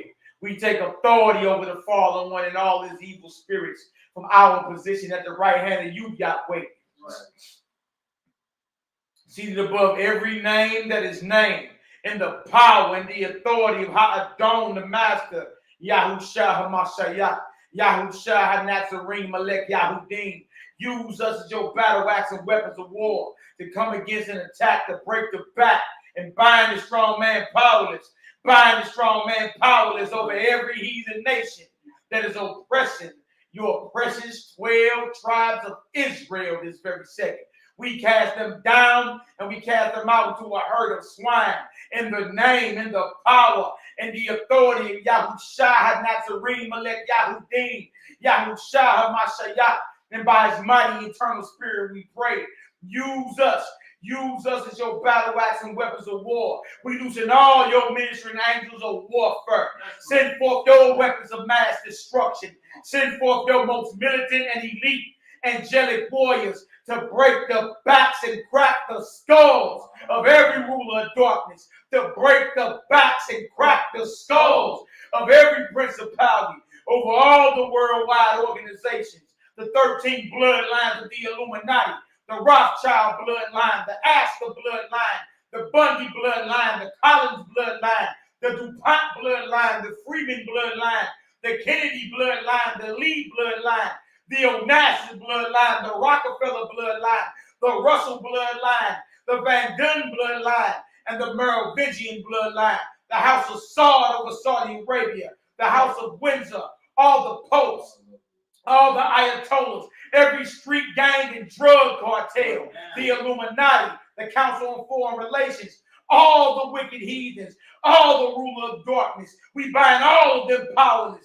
We bind the strong man over all Masonic orders and every religion, the Catholic Church in Vatican City, communist empires and Yahweh's governments, the Illuminati, the Council on Foreign Relations, the Trilateral Commission, the World Council of Churches, the Americas, all the common market nations, Canada and Mexico, every organization, every religion and organization that has rituals that are contrary to the spoken word of Yahweh and the authority and the power in the name of Yahushua HaMashiach, Yahushua Nazarene, MALAKIMAC. We take authority over all foul and evil spirits, authorities, princes, kings, powers, world rulers, and the highest and mightiest servants of Satan. We bind them to be powerless.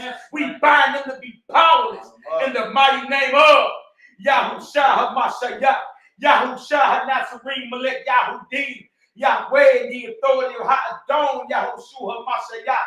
We pronounce the judgment. We pronounce the judgment written in the scriptures upon all these evil and greedy conspirators, the Bill and Melinda Gates of this world, the Anthony Fauci's of this world. We pronounce the judgments written in the scriptures upon these evil and greedy conspirators in and over these worldwide organizations. As it is written, Yah, send forth your unsheathed sword and cut them down.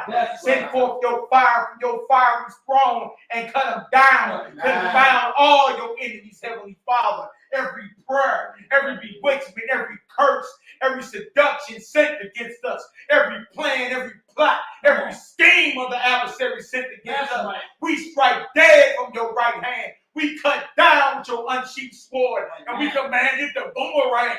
We command it to boomerang back to whomever sent it. For your word says, touch not your anointed, and do your flock no harm, Heavenly Father. We bring before your throne all the flock, all the sick in Israel, all the sick who believe in thy holy name. And we touch and agree to come against COVID-19. We touch and agree to come against every plague, every cancer, every bodily plague, every unclean spirit. We bind them up with cords that can't be broken. We wire to jar these devils, and we command them to come forth, and we order them back to the gates of darkness where they belong. For the gates of hell will never prevail against your flock, against the remnant of your flock, your beloved sons and your beloved daughters and our children. We cover with your eternal spirit, Heavenly Father. We mark every doorway and window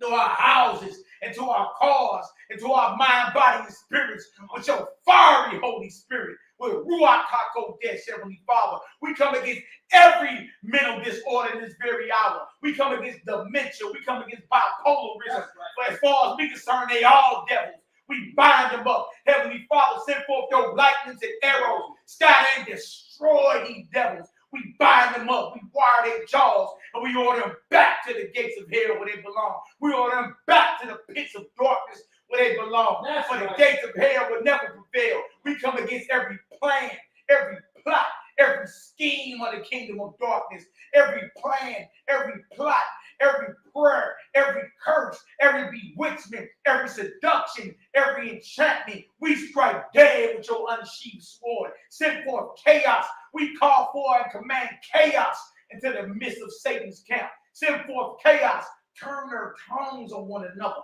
confuse their counsels, set ambushments, Heavenly Father. When we show up for the war, we show up for the spoils of war.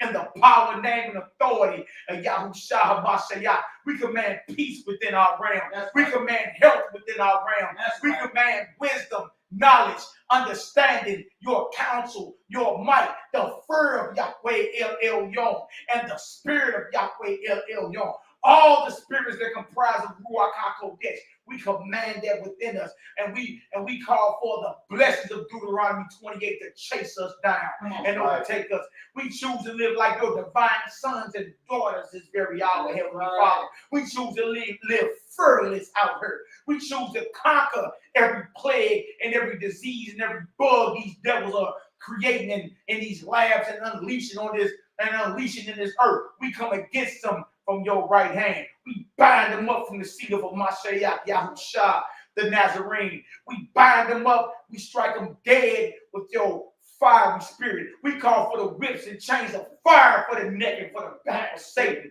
We unleash the fire of Ruach HaKodesh after every ruler of darkness, every prince of darkness, and all their servants. We declare them dead right now, from the highest heaven, in the power, in the name, and the authority of Yahushua HaMashiach. Heavenly Father, be hostile toward the kingdom of darkness. Assign your sword to cut them all down, to cut them insane, to cut them in twain, to bind them up.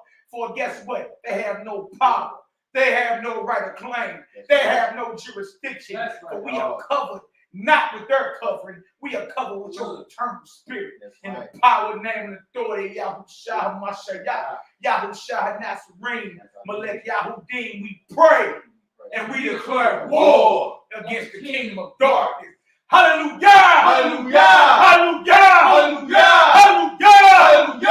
Hallelujah! Hallelujah! Hallelujah! Hallelujah! Hallelujah! Praise the mighty Yah! Oh, oh, praise! Oh, praise! Praise! I like that one right there. Yes, sir. Come at him, bind him on up. Yeah, we gonna go to war. I'm getting the imagination going. I'm picturing angels coming down with arrows. Yeah, Like, you know what I'm saying? Just put on picture the spirit realm as the prayer going. You know what I'm saying? Make it happen in reality. I'm harmonizing that. Yeah, that's right. Call for his sword, cut him down. Unleash your weapons of mass destruction. That's how we gotta be. You understand? Prayers of warfare. These witches outside, we outside even hard. You understand? Coming against them. Y'all got any last words, brothers? Talk to me. Oh man, it's a beautiful lesson. Another. Yeah, definitely was. Thank you, Lord, for moving through you, brother. I'm praying for the Most High. I think that spirit been coming through to talk about these Nephilim too, because Rob was just saying he was talking about it with Uriel, and then I was talking about it last night with Charles and young Yeshua, and then I was talking about it with the Ribs, and because she was asking certain questions about certain things, right? And she wasn't even looking at the class, it was just, you know what I'm saying? But it's just like the topic, you know what I'm saying? The same spirit is just floating. You know That's what I'm saying. There are no mistakes. Yeah. Ain't no mistakes in this. I believe that, know that. Man, I was letting that rule. Like I was just talking about saying, bro, I need to know a little better information about the Nephilim, and boom. See, and I didn't even know y'all was talking about that. You know what I'm saying? You gotta call it for what it is. Most times, Ruach is moving. So it is, bro. It's moving. You dig? Here we go talking about it. Right. See? I was like, oh yeah, that's harmony right there. Yeah, you know what I'm saying? So it was like, yeah, bro. People coming here. That's all I say. That's right. That's right, brother. That's right. All praises. All right. We all good. Well, I mean, we ain't got nothing else. All praises. Look, we love y'all indeed in the truth. Understand that and know that. We here to support our brothers and sisters. Again, we're not looking for no students. All right. We here to glean off one another. How the Most High is dealing with you, brother, or you, sister. Every last one of us can glean off that, meaning we can take something from that and apply that to our personal lives and affect righteous change. That's right. You understand? Right. Yeah, we ain't in bondage. We ain't looking for no slaves. We ain't looking for no students.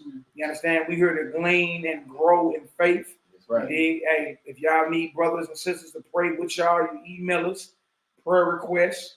You understand? Thanks. Most High been casting down that COVID off brothers too. Oh, yeah. You know what I mean? Certain people ain't even part of the assembly, but reach out for prayer.